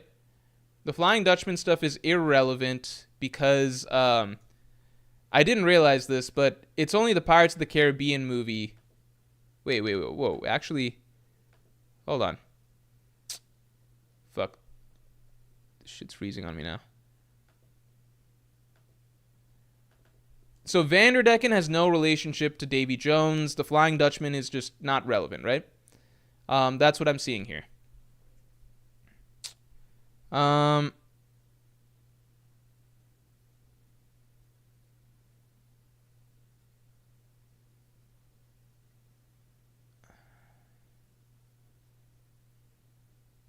Yeah, I don't know what to make of all this, but Vanderdecken, as far as we know, there was no references to Davy Jones in the whole Vanderdecken Flying Dutchman thing. And that makes sense because it seems like that connection is just a Pirates of the Caribbean thing, that I thought that the two are connected in Legend in general.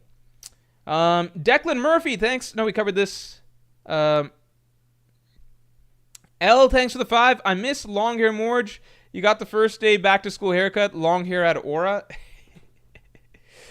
I think my current haircut, I like my current haircut. I think it looks good. It doesn't look the best right now, but I think it looks okay. I did take a nap earlier, so shit. Now I'm re-examining this. The thing I like about this haircut is that it's easier to manage. The long hair, I think the long hair would look good like 1 out of every 8 days or something like that. That every other day would just look homeless. Henchme976, thanks for the 2. Rocks holds the original off-screen power. Yeah, I think Oda just didn't want to draw a whole admiral in his abilities and everything. Empty Mind, that's a cool name, by the way. Thanks for joining the Yonko. Make sure to check out the podcasts that come out every week. So we just had a new podcast drop this Tuesday. Randall, thanks for the 5. Rocks is transplanted into Blackbeard via some shenanigans. Rocks can only come out at night. Blackbeard gets the darkness fruit, so Rocks can come out. I do think that those ideas are now very, very plausible. Like, very, very plausible. It would make Blackbeard much more fitting as an endgame villain threat. He just doesn't feel like he's there right now. I've always assumed that he would need a third fruit to get there, but it's kind of like we're at a point in One Piece where you need the Haki. You know, you just need the Haki to really get to that level. It feels like. So even with a third fruit, it's kind of hard to imagine how Blackbeard gets to like Rocks and Roger threat level to make him a fitting final villain for Luffy. You know what's crazy though? All right, consider this. All right. If, why am I yelling? I guess because I'm excited.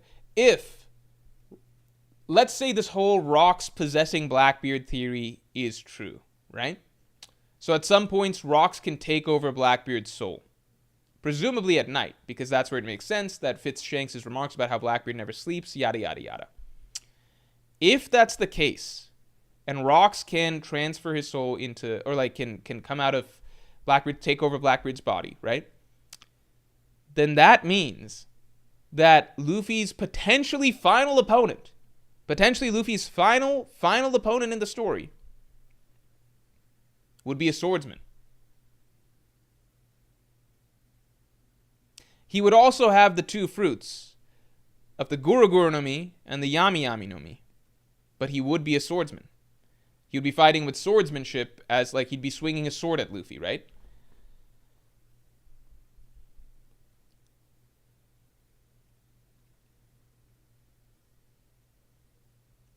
I'm genuinely worried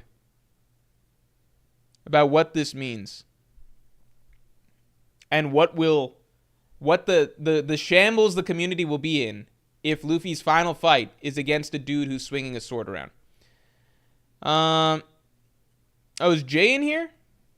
What's Akash saying? Buggy's remarks? Let's get the stream likes up to 400 real quick.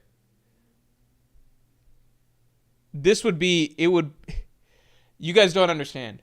That means if this was the case, One Piece would conclude with maybe 40% of, I don't know, a large percentage of fans feeling very, very, very confident that Zoro is the strongest character in One Piece, stronger than Luffy. If Luffy's final character, if Oda does this, there's no way. I want to know what the fucking Japanese say about this shit, right? Because our words fall on deaf ears, right? Like, Oda's not looking at, like, American discourse or Western world discourse about, like, what's a swordsman, not a swordsman, right? What do the Japanese say about this? Because, like, you can even see, like, when Japanese people vote and shit like that, they also, like, they do their power scaling and stuff, and those have come out in the past. Like, they also have, like, Shanks and Mihawk, like, neck and neck, right? Oda has got to be getting lots of letters and SBS questions about this shit, right? He has to know that if this whole thing, we're talking about a very speculative theory here, by the way, right? But it's fun to talk about because it's an exciting possibility. If the story ends with Luffy fighting fucking rocks in Blackbeard's body, then he's fighting a fucking swordsman with 2 devil fruits, which is a very tricky situation because it's just like, obviously it would only mean Mihawk is above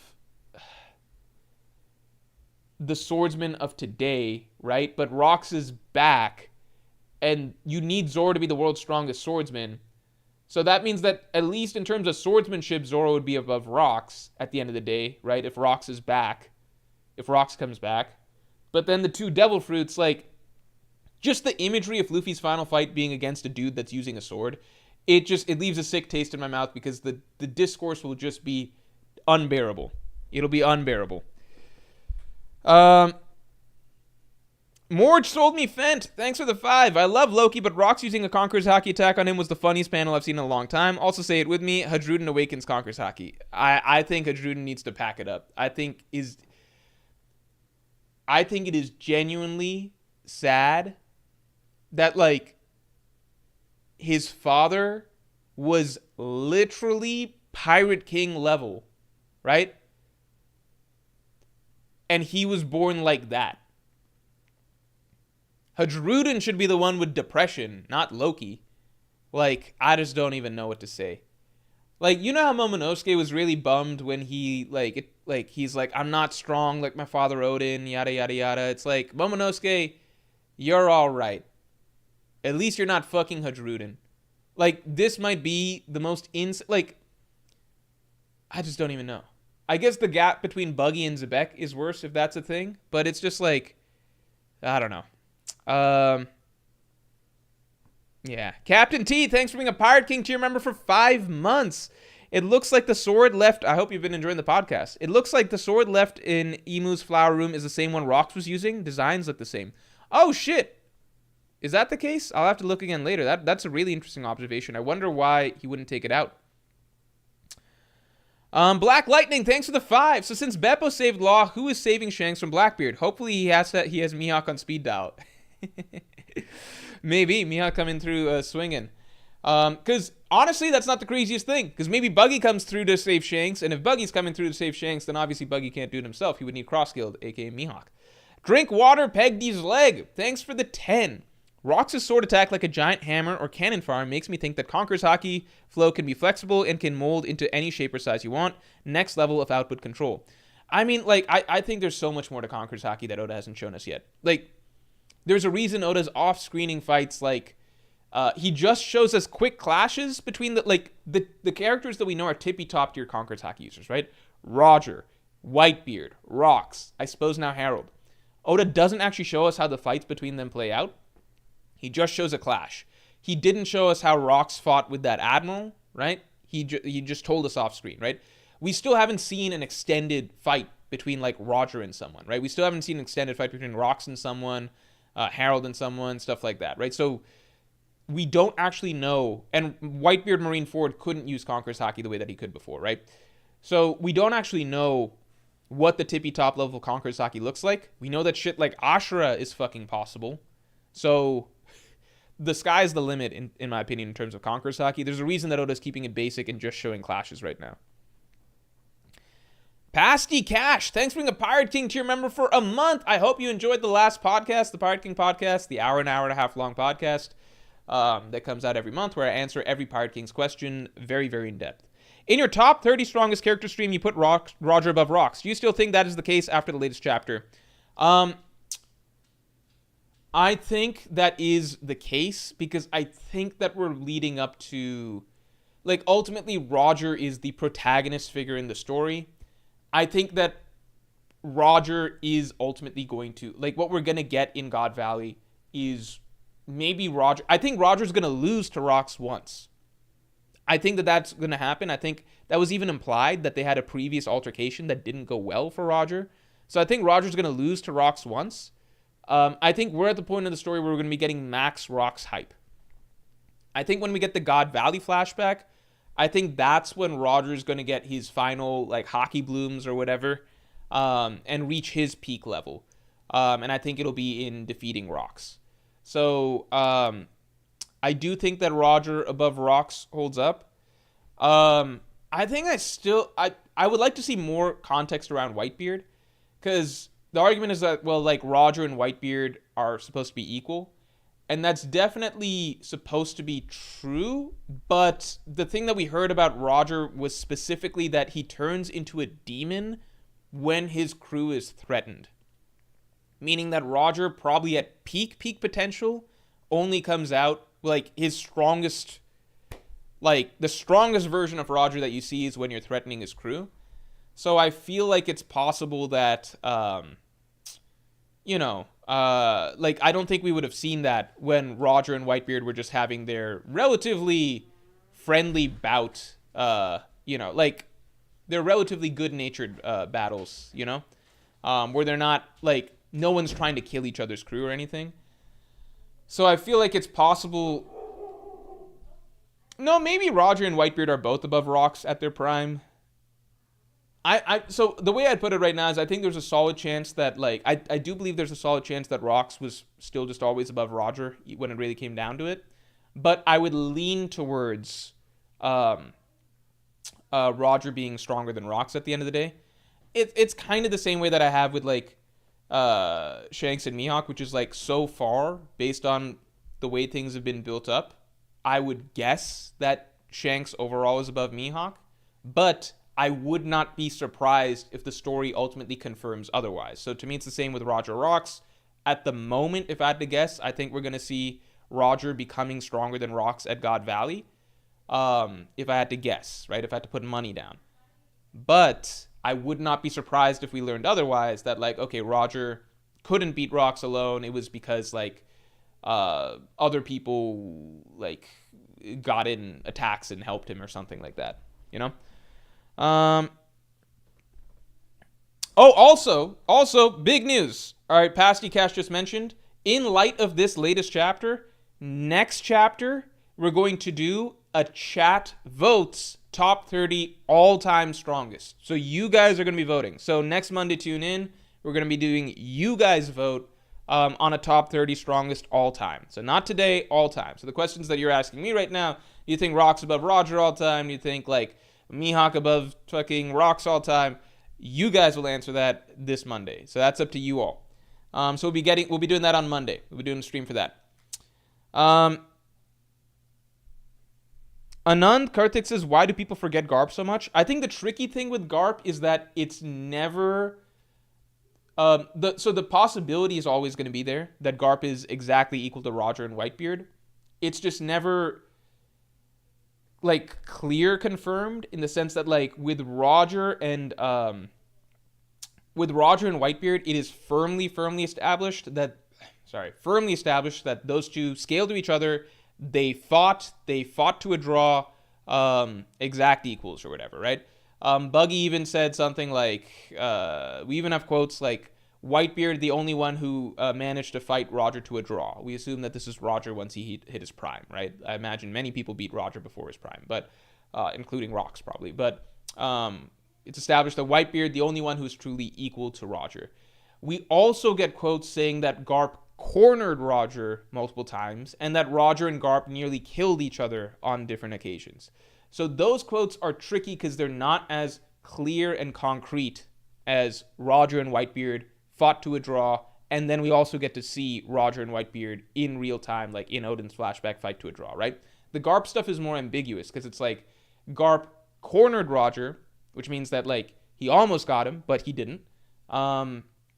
They nearly killed each other, but neither of them, like, there's ambiguity as to like what does the outcome of those fights mean, because, you know, like Luffy and Lucci nearly killed each other, but at the end of the day, Luffy was the winner, Lucci lost, right? It's not established that means that it's a tie. It just means that like they run each other really close, if that makes sense. So it's tricky because it could mean that Garp was equal to Roger, but it could also mean that Garp was just very close to being equal to Roger and could give him extreme diff fights, right? Extreme diff or inconclusive fights. Whitebeard was the only one who was established to exactly, truly stalemate Prime Roger, and it was just like a dead even draw, neither side stronger, right? So it's the ambiguity around Garp stuff.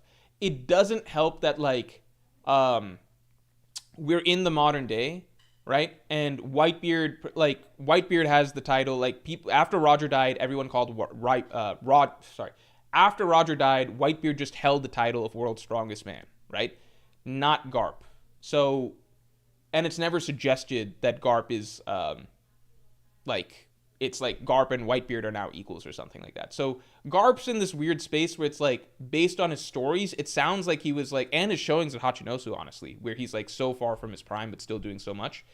Based on his stories, it's kind of like, damn, maybe he's like equal to Roger and Whitebeard. Like, it seems like he's at the very least on their level or on their tier, but it's not exactly confirmed that he's definitely their equal. And like, once you're getting that high up the tier list, people are just tired of giving people ties. Like, you don't want to say like, you know what, I think at the number one spot I have Roger and Rocks and Whitebeard and Garp, and they're all just exactly equal. Like, you want to like make a call in some way. It's just the way the way people work, right? So at a certain point when like you're looking for anything to differentiate, it's like, okay, well, Roger and Whitebeard stated to be exactly equal. Garp and Roger, it seems like they at least had extreme diff fights, but not stated to be exact equal. So like Garp just kind of becomes the easiest person to drop into that number 3 spot after Roger and Whitebeard. And now that Rocks is a thing, people probably drop Garp into the number 4 spot. It's not because it means that Garp is definitely weaker than the rest of them.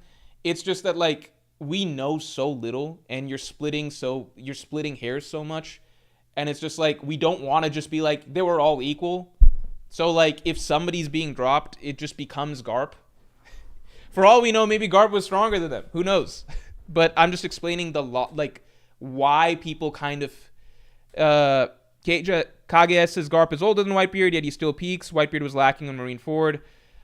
Because Whitebeard, it wasn't the age, it was the health conditions, right? So it's like he's on life support and stuff. So you can't just go by age. Like, obviously they both declined a lot, but Whitebeard was established to have declined more. Like, Whitebeard couldn't even use Conqueror's Haki. Garp was still clearly capable of using Conqueror's Haki, right?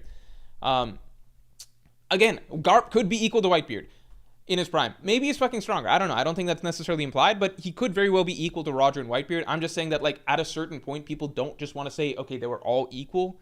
And so if we're having to, like, drop somebody, people just tend to drop Garp because it's the easiest to drop Garp because it's not explicitly stated that he's equal to them. He could have been, based on the things we've heard, but it's because it's not explicitly stated, it just becomes the easiest to drop him from the roster.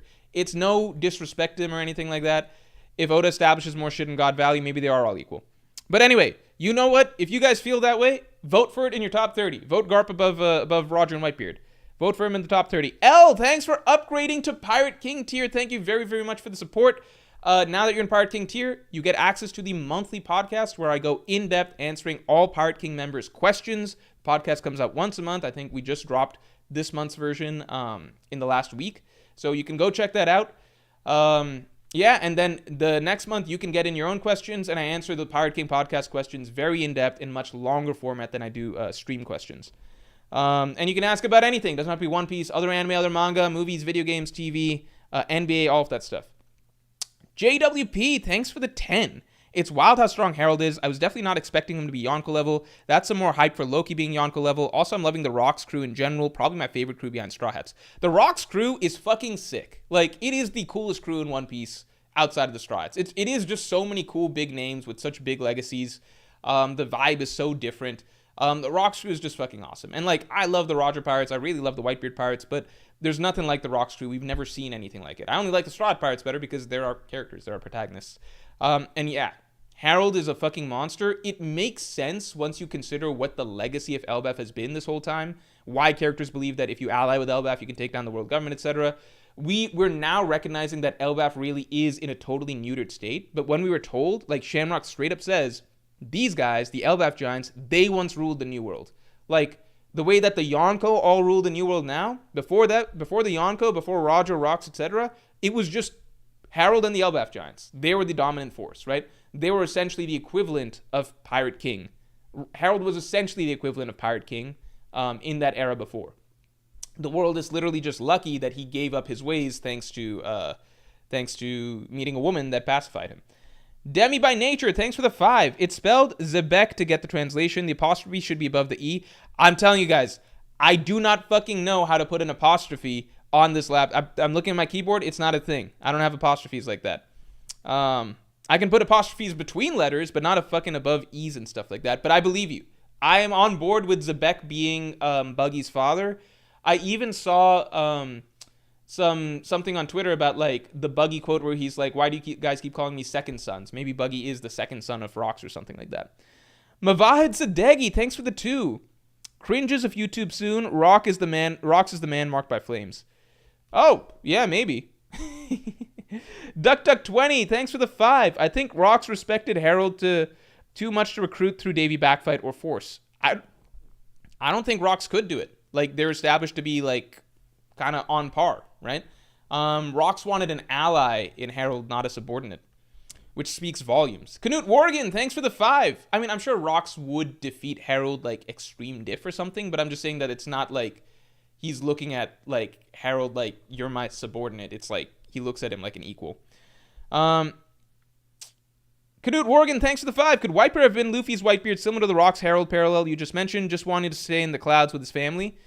That's very much an argument, but I have a thought, I think, on that. I do think Luffy now has a Whitebeard parallel. It's just different than the Harold and actual White. Like, I'm going to expand on that in a future video. I think Whitebeard very well could have been, like, you could view Whitebeard as Luffy's hypothetical Whitebeard parallel, like Luffy's true equal, if he wasn't written just being in his own zone, in his own lane, taking care of his people.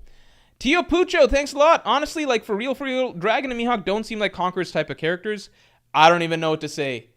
I literally don't even know what to say. Like, Dragon and Mihawk? Dragon's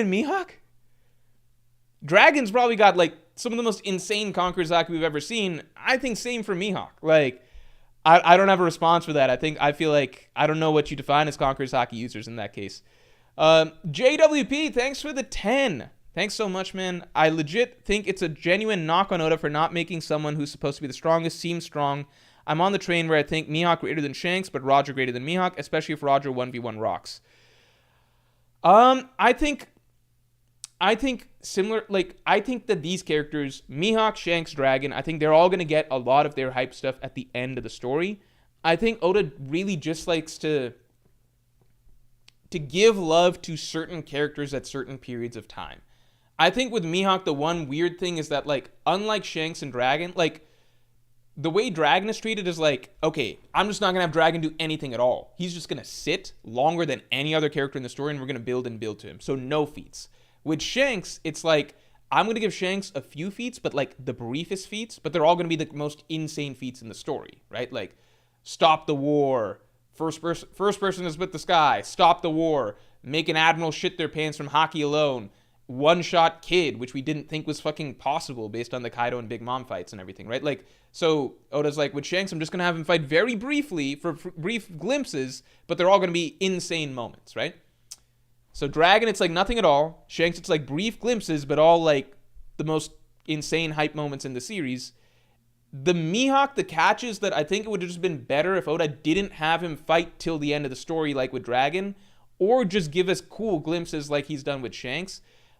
The thing that really did the most damage to Mihawk, reputation-wise, that he has slowly climbed back from over the course of the years, is the fact that, unlike the other two, Mihawk was actually shown fighting at Marineford. And the scenes where he was shown fighting are not good at all for what Mihawk is supposed to be. They borderline don't make any sense. Like, for how strong Mihawk is supposed to be, he should one-shot every character that he ran up against, and not like a difficult one-shot either. Like a basic one-shot. Like he doesn't even have to do a move like Shanks did to Kid. Vista's like a 5th commander.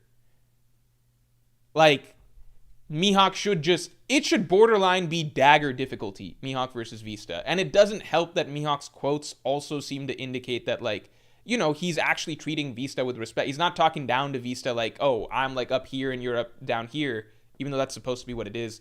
That's the tricky thing with Mihawk, which is that we've actually seen him fight multiple times, like Jozu, Vista. Technically, he didn't even move past Crocodile or whatever, and it just hasn't been impressive.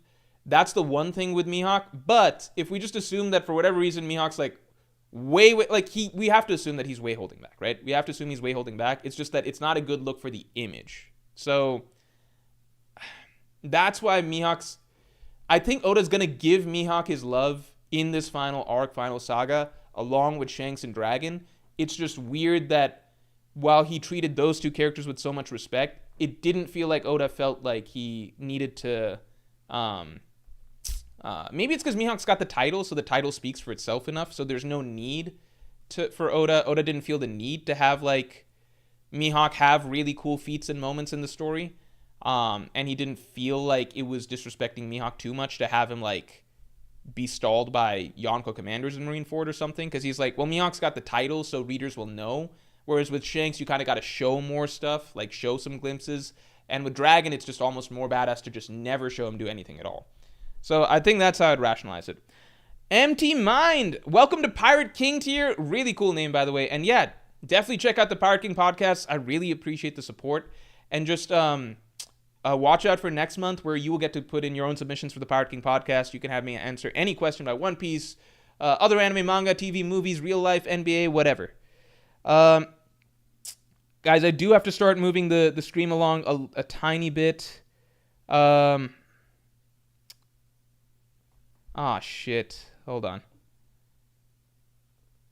I'm actually very behind on... Fuck. Hold on. Fuck. Hold on. I didn't realize we got this many... many supers to get to. I might have to make a request real quick.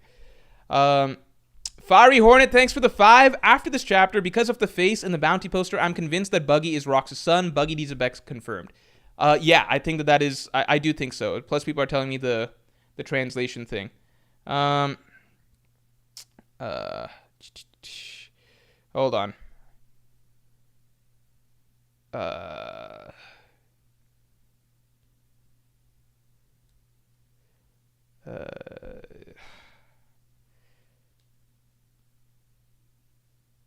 Hold on.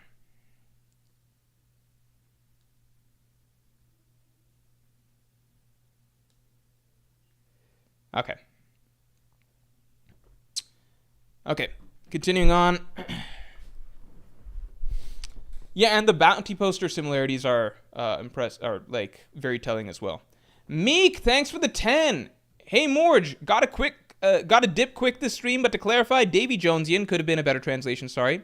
It just means he was a follower/devotee of Davy Jones, whether a real figure or not. Yeah, I think that's what I'm getting so far. So I'm not going to wrap stream just yet. I'm going to give it another 20 probably. Tao, thanks for the 5. What if Davy Jones is part of the main trio for Joy Boy? Luffy, Blackbeard, Emu, Rocks, Roger, Emu, then Joy Boy, Davy Jones, Emu. Yeah, I do think that is a thing. I mentioned that as one of the possibilities. So I think either Davy Jones is Joy Boy himself, or Davy Jones was the Blackbeard equivalent to Joy Boy. Like, Joy Boy's Blackbeard in that era. I think there's a third possibility that I will mention in a future video. And then GDN this stream mentioned a fourth possibility, which is really interesting, which is Davy Jones is mythical and will turn out to be a mythical Zoan.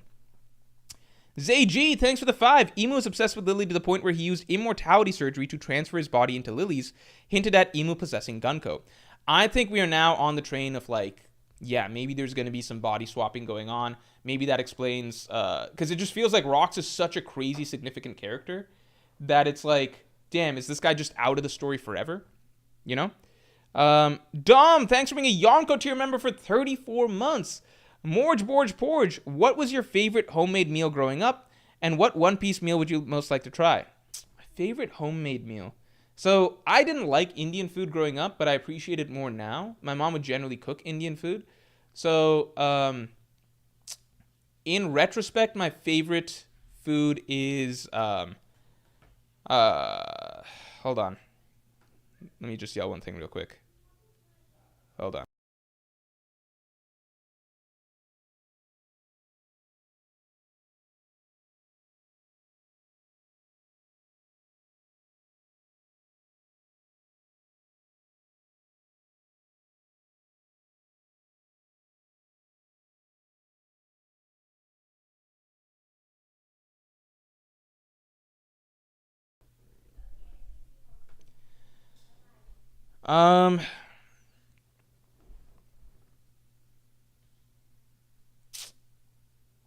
My favorite homemade meal was I think pav bhaji.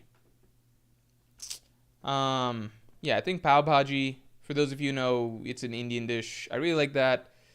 Yeah, that was probably my favorite dish. What One Piece meal would I most like to try? Shit, I don't know. Definitely some Sanji dish. I don't know if there was any specific one that was made to be like a huge deal. Oh, honestly, the wedding cake. Because I like desserts a lot, honestly. So I would like to try that wedding cake. Alley Clown, thanks for the 2. Davy Backfight, Strahd versus Blackbeard for Loki. Oh, that would be cool. That would be pretty cool. That's a cool idea. Ray Uchiha, thanks for being a Yonko tier member for 33 months. I'm going to do Blackbeard what Kaguya... Emu going to do to Blackbeard what Kaguya did to Madara. Also, Admiral killed by Rocks is Akainu's dad. That's why he hates pirates so much. Ah, that would be interesting. That would be interesting. It would also create more of an animosity between Akainu and Blackbeard, two sides of the same coin. I like that. I hope Emu doesn't do... So it's never going to be like Kaguya Madara, because Kaguya was really out of nowhere. Emu we've had for a while, and like Emu has felt like... Emu was the front runner for final villain for like the last couple hundred chapters or so. So it's not going to be random, but I really hope... I would be very disappointed if Emu takes out Blackbeard instead of Luffy. That would be disrespectful. No Hut Lupilav, thanks for joining the Yonko. Thank you very much. Definitely check out the podcasts that come out every week that accompany the video. Starbright, thanks for the 10. Not sure if the timeline adds up since we don't know when Brook ate his fruit, but what if Zebek had awakened Brook's fruit to be reborn in another person or as Kid Blackbeard? No, I think because Brook would have eaten... I don't think the timeline would add up. I think at this moment in time, I think Brook already is stuck in the Florian Triangle. I might be wrong, but I think it might already be the case. But that's an interesting theory. The Boy Who Cried Super Saiyan, thanks for the 10. What if Roger's disease came from an overuse of Haki and Luffy ends up contracting it and Chopper has to cure him, an incurable disease? Also, how do you feel about Brawny unlocking Brawn for All? An overuse of Haki would be insane, because that just basically means my will is so strong it's like killing me. I think that's a... I don't know about that. That would be insane. I like to think it's something that's related to what both Luffy and Roger have experienced in their journeys already. But, yeah, I don't think it's Haki necessarily. I also kind of hope that Luffy's, like, Gear Second, the claims that would shorten his lifespan, I hope that comes back into play in some way. I'm not going to be torn up if it doesn't, but, like, stuff like Ivankov saying this will shorten your lifespan, Lucci telling Luffy that he's shortening his lifespan, I hope that comes into play. Brawny unlocking Brawn for All. So those of you who don't know, LeBron James' son, Brawny Jr., who people said LeBron got into the NBA through nepotism, which is technically true. He wouldn't be in the NBA if he wasn't LeBron's son, but he is now turning into a valid NBA player, at least from the summer league. I think that's pretty cool. I think it would be an amazing story if he turns out to be like a very good NBA player, but I think he will turn out to be a solid, serviceable NBA player, and that's all anyone can ask for. Pasty Cash, thanks for the 2. What is the better color, green or yellow? Wait, the one thing I'll follow up with Bronny real quick though is that like a lot of NBA players have talked about this, like G League people who go from the G League to the NBA and then become successful, NBA players who have a small role and then suddenly out of the blue become good. A lot of NBA players have talked about this though, which is that like a lot of success in the NBA just comes from opportunity and chances. There are in fact a shit ton of players in the NBA who, if they are given enough minutes, like bench riders, G League players, etc., if they're given enough minutes and enough chances to sort of figure it out and get experience and like figure out like, okay, I'm doing this wrong, and kind of get their mental like locked in, there are a shit ton of players who could take a lot of starter spots right now, who could become like legitimate NBA players despite being current bench riders, G League players, etc. That's something that so many people have taught about. Like a lot of it comes down to like the luck and opportunity, like do you get a chance off of like the 13th man on the like the last man on the bench? Do you get a chance to like play like a few games here and there to get the experience? Like G League, do they give you a shot? You get some minutes. Like a lot of it is just like so many of them have the tools, but they just need to learn how to put it together, or like how to play in the flow of an NBA game.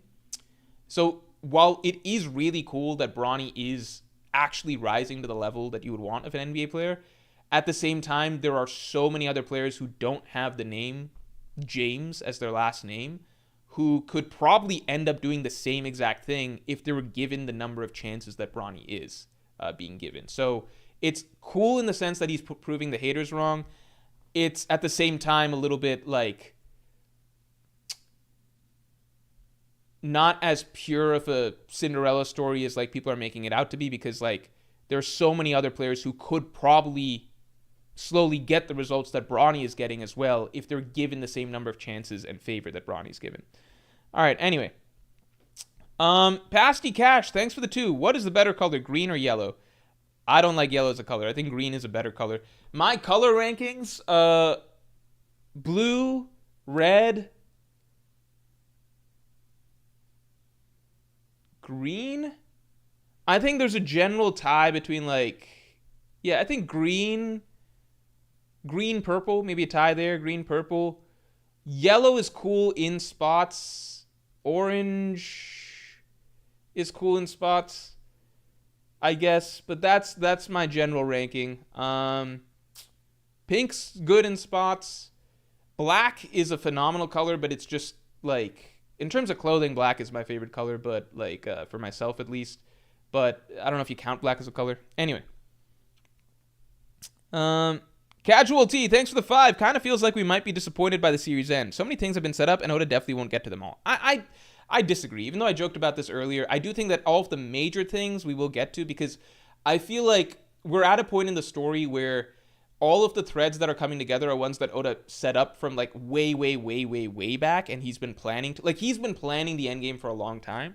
I don't think it's the same as Wano, because like Oda wasn't planning the details of Wano like 30 years ago. He wasn't. He was planning this shit 30 years ago. Like, not all the details, but like this is stuff that he's had time to think about. Like, Oda didn't even think about how many scabbards were going to be in Wano till like we were getting close to it or whatever. So it's different, because I do think that there's a lot of evidence that right now we're getting payoffs to things that have been set up for a long time ago. I don't know if we'll get to every little thing, but it seems like most things are being, like, these are the things he's been waiting on for a while. King G, thanks for the 5. Zoro will be the strongest after beating Mihawk. Luffy's fruit is the only thing that pushes him past Zoro. Give Zoro Aurelia and he's the captain. I mean, I think we can all agree that Zoro would be the captain of his own ship if he chose that sort of life. Like, pretty much everyone, so many characters in the story basically like acknowledge him as like seeming like a captain. Zoro himself told Baroque Works, like, I'll join if I'm the boss. Like, Zoro's written to be a character that is like typically like if he was on his own, then he would become a Yonko or whatever on his own, right? So the argument that I'll always like acknowledges like a valid argument is I could see Zoro and Luffy at the end of the story being equals if you take Luffy's fruit out of the equation. Okay? Like, so I could see that being the case. When I say that Mihawk is clearly not as strong as like Roger, Whitebeard, Rocks, and it's been made very clear in this, like it's made very, very painfully clear in the story that like Roger, Whitebeard above guys like Mihawk. That's just not like they are stronger pirates. Like Whitebeard, strongest pirate, Mihawk, strongest swordsman, Whitebeard, strongest man, Mihawk, strongest swordsman, right? It's clear that Mihawk's not as strong as them. But I'm not saying the gap is like this and this. I think Mihawk is like right there close, like the same way I think Shanks is very close to Roger Whitebeard's level. I think end of story, I can see a very solid argument that like end of story Zoro, him versus Roger, because Zoro's going to surpass Mihawk. I think people get very offended when I don't like put Mihawk above like a certain character. It doesn't matter. Like Zoro's going to surpass Mihawk, right? So it's okay if Mihawk's not as strong as Roger. That doesn't mean I'm saying like Zoro can't get to that level, okay? I don't know the exact level Zoro's supposed to be at the end of the story, but he's going to be stronger than Mihawk.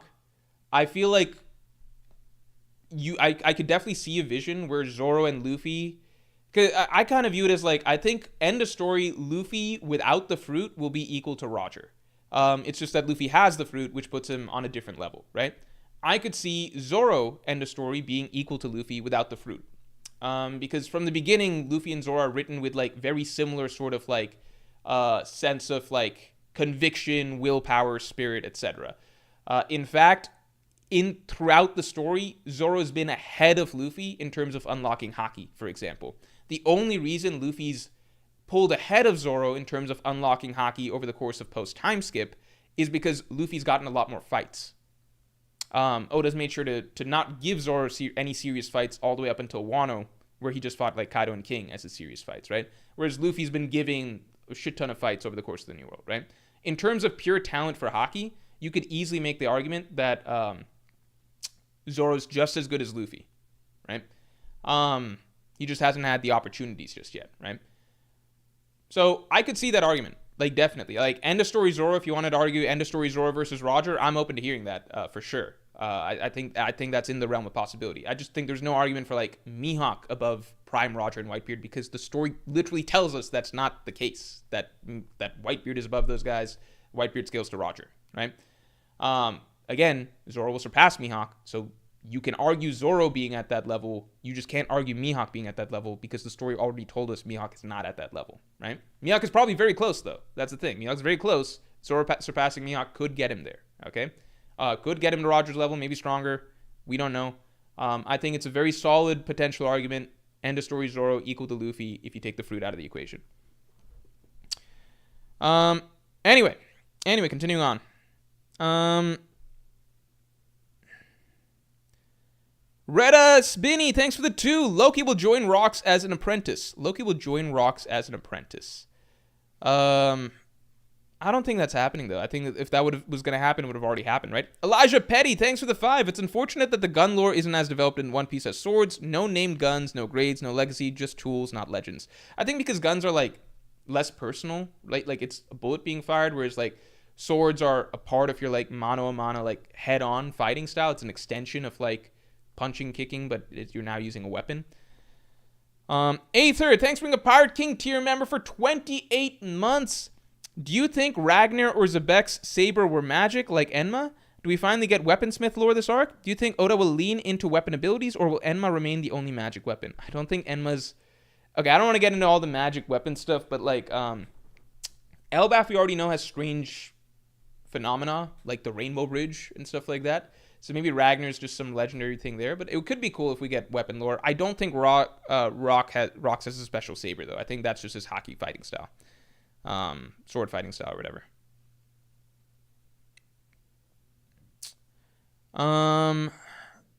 Julian Reed, thanks for the 5. Kid, Shanks, and Buggy lasting 3 nights versus alter ego Rocks/Blackbeard. Holy Shanks upscale. I don't know about that. I'm sure that Rocks didn't just like I guarantee. Oh, I missed JD Legend super chat. What are you talking about? Jay supered me? There's no way. How'd I miss this? What the fuck? Oh, shit. I'm gonna have to pay Jay money. Are you kidding? I literally don't see... How far back is Jay's super chat? Ah, shit. Jay's gonna be pissed. I'm gonna feel really bad if I miss Jay's super. How far back is this shit? I literally don't see a JD Legend super chat.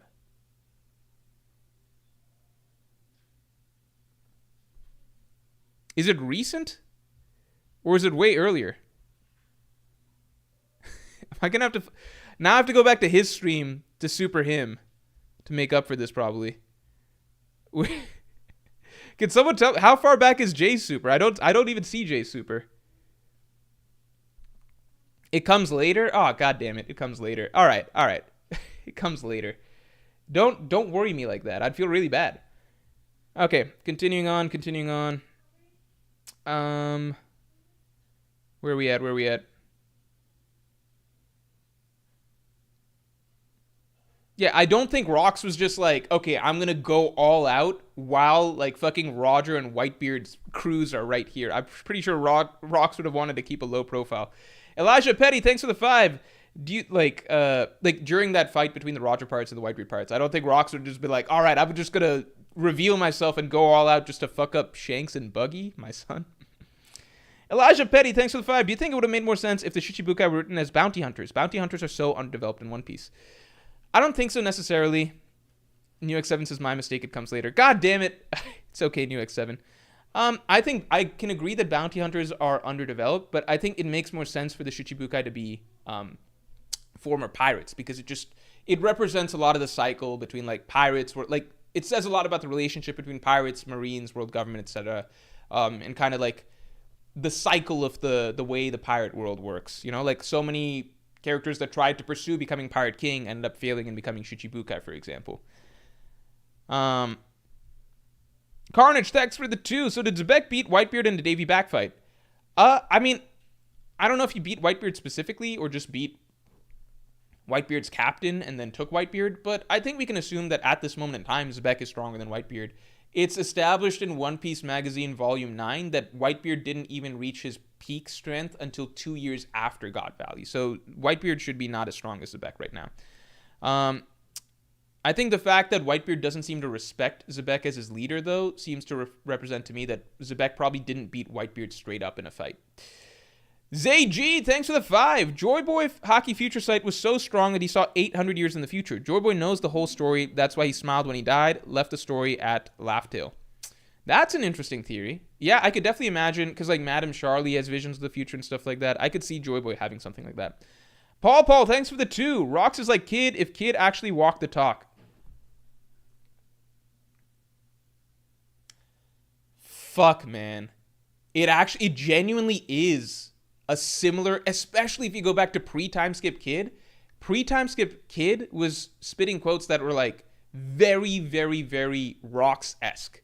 Like the way he talked and the way he acted and his attitude and all of that stuff. Down to his appearance almost. Fuck. Man. Kid could have been like Rox. Luke Cotton, thanks for the 2. Blackbeard has Conqueror's Haki since it's hereditary. Blackbeard has Conqueror's Haki since it's hereditary. No, but not everyone who has... No, it doesn't... Okay, I don't want to get into the Conqueror's Haki genes thing necessarily, but like, you don't automatically have Conqueror's Haki just because somebody in your lineage before you had Conqueror's Haki. It's not like every Conqueror's Haki... Like, does Hajruden have Conqueror's Haki? Fuck no. Disaster Master, thanks for the 5. What's up, Morch? Just got here. Mihawk stock's looking immaculate right now. I think literally nothing changed for Mihawk this chapter outside of the argument that I already believed is a not good argument that like that there's a distinction between like sword swings that use Haki versus like sword attacks. I never subscribed to that. Like, I consider Divine Departure to be a swordsmanship move. Rox's attacks, it's confirmed that they're swordsmanship. So I think that seals that at the very least, that like swordsmanship is sword attacks, right? That's what this chapter confirms. So I think it helps Mihawk stocks in that it kills an argument against Mihawk that was already a pretty bad argument. It just doesn't make sense to differentiate sword attacks that use Haki versus like normal sword attacks, you know? Like if it's a sword attack, it's a sword attack. The Lowman, thanks for the 5. If a Blackblade is based on strength, Mihawk might actually be top 1 strongest ever. If a Blackblade is based on like Haki strength, then if that is confirmed, like it's how strong your Haki is, then yeah, then Mihawk would just be above like Roger, Rocks. Rocks might still have a fruit that we don't know about, but it doesn't seem like it, right? But if Mihawk's above Roger, right, which would put Mihawk above Prime Whitebeard and everything, it doesn't really make sense based on we're told that Whitebeard is above Mihawk. But we just gotta wait and see. Let's wait and see.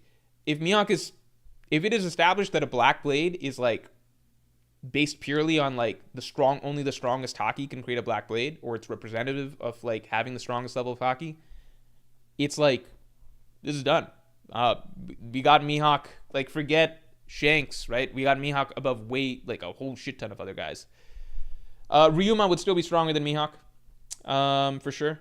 But Ryuma to date has the best feats in the story. Besides Joy Boy, I guess. Ryuma has the best established feats, which is that like the entire world, including the world government, coveted Wano's gold. And then Ryuma single-handedly made the entire world government and really the entire world be like, okay, never mind. We have to stay away from Wano forever, basically. Ryuma basically created the legend of samurai that scared away the entire world. Like, there's nobody in modern-day One Piece that has that. Like, not on their own. Like, it was established that Ryuma basically did this solo. Because, like, Wano was getting, like, fucking ravaged and pillaged before Ryuma came along. So Ryuma literally basically was just like, he told the whole world, no, go away. And then they were like, we are going to stay away from this place forever because we're so scared of this one dude. Nobody else in One Piece does is like that, right? Like, to put a simple point of comparison, the moment the Shichibukai system was abolished, they were just like, yeah, we're going to send Marines to capture Mihawk. That's what they did. Obviously, they weren't successful, but the world government isn't so scared of Mihawk that they're like, we can't go to Kurogana Island ever. We can just never approach it. They're fine sending Marines after all of these guys, right? Everybody else needs like crews and stuff to establish like big territories that you can't go near. Ryuma's the only guy that was just like, we can't go there, period. Like, even the reason that they didn't go to Wano to take on, like, Green Bull's reason was Kaido. But for the other Marines, like the strong ones, like Akainu and Kizaru, the reason they didn't want to go to Wano wasn't Kaido or Big Mom, or even Kaido and Big Mom. Their reason for not going to Wano is because Ryuma scared the shit out of everybody 800 years ago or 600 years ago, and they just don't know what the fuck the samurai are like over there. So Ryuma has the best feats, and like, it's not, you can't compare Ryuma to Mihawk just look at how the world government views the two, right? Ryuma basically like made the world government and the world shit itself so hard that it's like we can't touch that land forever, versus the moment they're done with the deal with Mihawk, they're like, yeah, we're going to send our forces over to capture Mihawk and Kurogana, right? Very, very different. Rakeem says there's no way that you can actually believe all that BS. That's canon. That, like, we're told that in the story. I didn't have Ryuma like all that high before we were told that. I take new information that we get and then I change my rankings based on that. I didn't have Ryuma that crazy high before that. I get new information and then I move things around. I'm open to getting new information. Again, like I said, if it's established that Blackblade is based on like Haki strength, I'll put Mihawk right up there, right below Ryuma. You know, above most of these other characters. The Philly, thanks for being a Pirate King to remember for 19 months. The One Piece is in Davy Jones' locker on Laughtail. Oh, that'd be interesting. That's an interesting idea. JD Legend, thanks for the 10. H&M model Morge is back. Nice cut, bro. This flashback, definitely one of Oda's best stuff of late. Thanks, man. I appreciate it. Everybody say shouts to Jay. Shouts to Jay for coming through. Appreciate it, man. I will see you soon at Anime NYC. And yeah, bro, this flashback, Elbaf in general, Oda's just been back on his stuff. And yeah, the haircut was long needed, man. I thought I could do the long hair. I couldn't do the long hair. I thought I was making it work for a little bit, but I really wasn't. And everyone told me it wasn't, but I believed in myself too much. I was like, I think I'm kind of making it work. I wasn't. Grizzly Adams, thanks for the 10. Loki and Kuzan having deep character arcs and fighting Zoro and Sanji as Blackbeard's wings are not mutually exclusive. This is the final saga. Oda doesn't have to keep the one-dimensional goon shtick. I don't think Oda's devoting... It's not even just a one-dimensional goon. It's like... You realize that Oda's devoting, like, almost all... Like, Loki's, like, the main character of all of Elbaf so far, right? We're in Loki's flashback. Like, Loki's getting a flashback that seems to be as extensive as Odin's. Like, we're cutting to the rocks part of it right now, but this is very, very different. Like, I don't think Oda's doing that. Like, so in that case, what about Nami and Usopp and all of their fights? Is it just, like, the Zoro and Sanji show? Like, I think that's disingenuous because I think that the reality is that it's based more... I don't think that people genuinely think that, like, Loki and Aokiji's stories, like, their entire arcs as characters and everything that we're learning about Loki, like... what made his heart so jaded, but the fact that he still has a kind heart underneath, right? The bond that he's making with Luffy and everything like that. I don't think that you can genuinely be reading all this and thinking that, like, oh, well, this is all just set up for him to lose to Zoro. And, like, this is ultimately just to give some depth to a Zoro victory, right? I don't think you can see Aokiji's entire story with, like, starting with Ohara, the entire story with Robin, the entire relationship with Robin, him rebelling against Akainu, their big battle, Aokiji breaking off, him going on his own journey to find himself, him having a hidden motivation that we don't know about, this entire encounter with Garp and, like, trying to uncover why Aokiji's trying to actually work with the Blackbeard Pirates, the fact that Oda's putting Aokiji as one of the 12 most important characters in all of One Piece, right? 12 most important characters in all of One Piece in that Vegapunk spread. Like, his story is important. And it's just like, well, he's just going to lose to Sanji, right? I think it's disingenuous because it's basically saying, like, no, it's just okay for, like, Zoro and Sanji's character, like, their opponents to have depth. That's true. It's cool if they have depth. But do you genuinely believe that if you take Zoro and Sanji out of the equation, do you genuinely believe that, like, Loki's story and Aokiji's entire storylines are... Oda's crafting all of this for them for their conclusion to be losing to Zoro and Sanji? I don't believe you can honestly say that. I don't believe that that's a thing. I think that's just... I think it's disingenuous just because I think what more people are feeling is like, it would be hype if Zoro beat Loki, though. It would be hype if Sanji beat Aokiji, though. And then it's kind of looking past everything else that Oda's doing with these characters' stories, which is, like, so much more complex, to just, like, try and shoehorn that into, like, but it'd be cool if Zoro beat Loki, though, right? It'd be cool if Sanji beat Aokiji, though, right? Like, I don't think that's exactly fair. Pasty Cash, thanks for the 5. Mihawk is the strongest swordsman in an era of weak swordsmen. He'd be a bum in the old era. I don't think it's necessarily a weak era of swordsmen, because, like, you've obviously got Shanks. Big Mom's a swordsman. And Big Mom was, like, fucking, through exclusively swordsmanship. She wasn't using her devil fruit. Exclusively with swordsmanship, she was going toe-to-toe with Kaido for, like, 2 days, right? You got the Garlings, right? Shamrock, we don't know exactly yet, but you got Shamrock. Garling, sorry, like... Not the Garlings, the Figarlands, sorry. Shamrock, Figarland, and then you got Garling, right? And I think Garling might have been converted back to his prime, right? You got Venus Juro in there still. So you got, like, we do have swordsmen. Green Bull and Admiral now. Fujitora and Admiral now, right? It's just not the same as, like, obviously the era where, like, the top two were Rox and Roger. That's probably, like, a different level. Fucking Harold, too. So, but, you know, it's still... This is probably, like, the second strongest era of swordsmen that we've seen. Grizzly Adams, thanks for the 10. Loki... Oh, no, we covered this. Paul, thanks for the 2. Do you think the Admiral killed was Akainu's dad? I kind of hope not. I hope that Akainu has like a more unique backstory because like it seemed like he grew up in like a war-torn area based on like his childhood. So I would rather it be like something like his town was literally like ravaged by pirates or something because it just feels like a bit more unique that like representative of like why the common man would harbor hate and want to bring justice to pirates rather than like more for like a like my dad was killed in the line of duty. But it's possible. Also, I am going to call stream in the next 5 minutes, so let me just get through these last supers really quick. Growth Stonks, thanks for the 10. Blackbeard has the mythical Davy Jones. Chapter 306 tells about the ability to stealing anything, which matches what Jinbei says in chapter 650, that Blackbeard's crew hunts and steals Devil Fruit abilities for their powers.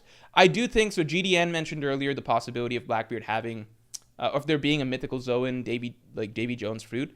It would contrast well with the Nika fruit. I do think it's a possibility for sure. Akash Panda, thanks for the 2. If we're going to do a vote, also include end of story / epilogue. That's too complicated. I don't want to do that.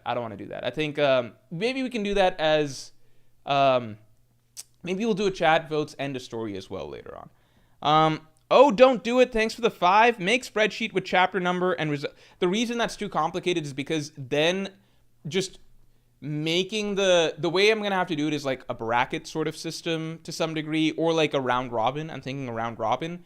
It's too difficult if we include end of story as well because then we don't even know which characters we're allowed to put in the bank, like the character bank. Because it's like some people think Kid is just out of the story forever and then some people think that Kid might come back and if he comes back then he's going to be a big deal, right? Like, some people might think Law will die soon. Some people might think Law, like I don't even know what the character bank to start with would be, right? So I only want to go with characters we've got established so far. Oh, don't do it. Thanks for the 5. Make spreadsheet with chapter number and result of who will be final villain. Poll every 10 chapters. Seeing the trend will be cool. End of story. That would be cool, but I'm honestly probably not going to stick to that. Also, I might do, like, every 50 chapters because every 10 might get, like, too repetitive. I don't know. I'll think about that. I'll put that. I have a stream ideas little sheet. Maybe I'll put that in. Running poll for final villain to see trend. Okay. Javon Johnson, thanks for being a Pirate King cheer member for 15 months, man. Elbaf is so peak. I can't believe how good this arc has been. When do you think we get a modern day Davy back, and who are the competitors? I don't know if we're getting a modern day Davy back. I don't know if that's happening at this point. I think it might have just been to establish the Rocks stuff, maybe, like how Rocks formed his crew. Okay, I really got to move now. Because we got a dinner reservation and everything. Pasty Cash, thanks for the 5. Do you think that everybody stop supering? No super chats, no more super chats, no more supers. I really, really appreciate the support, obviously, but we got to get to a dinner reservation. Pasty Cash, thanks for the 5. Do you think that islands that are always sunny / dark / raining / lightning are that way because of Awakened Logias in the past, or are they naturally like that? So my preference is that they're naturally like that because I kind of just like the idea that the One Piece world has like zany, wacky islands. And it's a magical, fantastical world. Like Elbaf, why does the Rainbow Bridge work? It just works, right? That's part of the magic and fantasy of Elbaf. I would like that to be the case, but I wouldn't be surprised if like awakened fruits are what caused Enies Lobby to always be light and sunny, or like that lightning to always be raining that island to always be raining lightning. Mono21, thanks for the 10. Most fans would have called you crazy if you said Wi-Fi hockey was a thing the chapter before. Despite that, these same fans are now confident that they somehow know the limits of hockey. They will never learn, lol. Yeah, I just don't think that we're anywhere close to the limits of hockey. I think it's been implied that there's much more to it. Elijah Petty, thanks for the 2. Roger's sword stance seemed inspired by Zebek. It's true he did hold his sword kind of like he swings it like in a very similar manner. It's interesting. The Lowman, thanks for the 2. And my 298, thanks for the 2. Do you think Blackbeard has a devil fruit, or do you think Rocks had a devil fruit, or was a hockey monster? I think if Rocks had a devil fruit, he might have picked it up later. We also learned something like the treasure of Pirate Island or something like that. Maybe that was a devil fruit. I would like Rocks to have a devil fruit. I think it would be cool if he had a devil fruit. Because, like, we already have, like, Roger's kind of already our representation of a hockey monster from that era. I would love to see Rocks have a cool fruit, especially maybe one that's, like, that we already know of in the modern era. Yami Yami or Nika fruit or something like that. John Johnston, thanks for the 2. Do you have a rank for Rocks in the verse? I talked about this earlier in the stream. At the moment, I would say I got Rocks just under Roger. So, like, top 5 all-time-ish. Jax, thanks for the 5. As much as I have my own Mihawk agendas, I hate how people care so much. Why can't all characters at the pinnacle of strength just be fairly relative? I think that's where we're kind of headed towards the end of One Piece, where, like, I think that general group of, like, Roger, Whitebeard, Rocks, Garp will all be relative to one another. And you know what? I could see it being possible that, like, Shanks, Mihawk are also maybe, like, a touch above Kaido and Big Mom. Maybe they're also relative to that old group as well. Maybe Dragon as well. KB Mahad, thanks a lot. I think Oda just loves a lot of characters, and a lot of these characters are just representations of certain, like, visions and ideals that he really, like, Whitebeard symbolizes something, Roger symbolizes something, right? I don't think I think he likes having a lot of them be relative to one another rather than having, like, a clear ranking of favorites, you know? Drink water, Peggy's leg, thanks for the 10. Listen, Zolo, there are swordsmen in the world who are not able to not cut anything. Rocks could easily slice Loki in half, but he molded his Haki into a blunt force attack, giant hammer / cannon fire. Yeah, that's a great example of that. The Lowman, thanks for the 2. Mihawk has a higher grade sword than Ryuma, though. But we're just talking about whether or not, we're not talking about who's got a better sword, right? We're talking about just, like, strength, right? I don't think that's a great argument. The point is that they both turned isn't the main argument that they both turned their swords black? KB Mahad, thanks a lot. Did Mihawk make his black blade or just found it? I think he made his black blade. I think it would be crazy if Mihawk didn't make his black blade. One Piece, One Life, thanks for the 10. Yo Morge, amazing chapter. Loki may be chapter of the year already. Calling it, Don Marlin is connected to Beige in a big way, either his dad or mentor, also pushing Harold for top 10 of all time agenda. I think Harold is top 10 all time, for sure. I think Harold is meant to be kind of like the Whitebeard to Rox's like, I think Rocks and Harold and the Roger Whitebeard dynamic is meant to be a parallel. I talked about that earlier in stream in depth, and I talked about it in the chapter review that's coming up. Don Marlin being connected to Beige. I heard someone earlier say Don Marlin is connected to Don Krieg. What about Don Chinjao? But I don't know. I don't think Beige is important enough in my mind to be connected to some old legend. But is Don Marlin even an old legend? I don't know. And finally, to round out the stream, Pasty Cash, thanks for the 2. Mihawk definitely found his sword. I'm not getting on that. That's too grimy of an agenda. That's too grimy of an agenda. I'm not getting into that. All right. The Lowman says, yeah, but Mihawk has an edge due to the higher grade. No, that would only be the case if, like, they're exactly equal in every other category, and then Mihawk would win because he has the higher grade sword. But that's only if they're exactly equal in every other category. I'm saying I don't think they're, like, Ryuma's probably just stronger overall than Mihawk. Just based on the feats, right? Just based on the fact that it was established that Ryuma basically scared the entire world away from Wano forever, whereas the world government is not scared of trying to capture Mihawk or anything like that.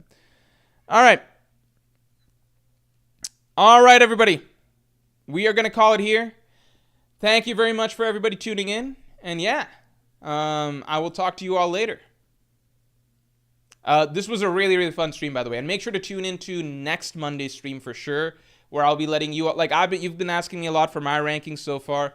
Next Monday, I'll let you guys do your top rankings, so you guys can't tell me that, you know, Moore, you're doing this wrong, you're doing that wrong, or whatever. You guys will get to vote on the top 30 of all time. So watch out for next Monday's stream. It'll be a big one. And yeah, One Piece is in an insanely exciting spot. I will talk to you all later.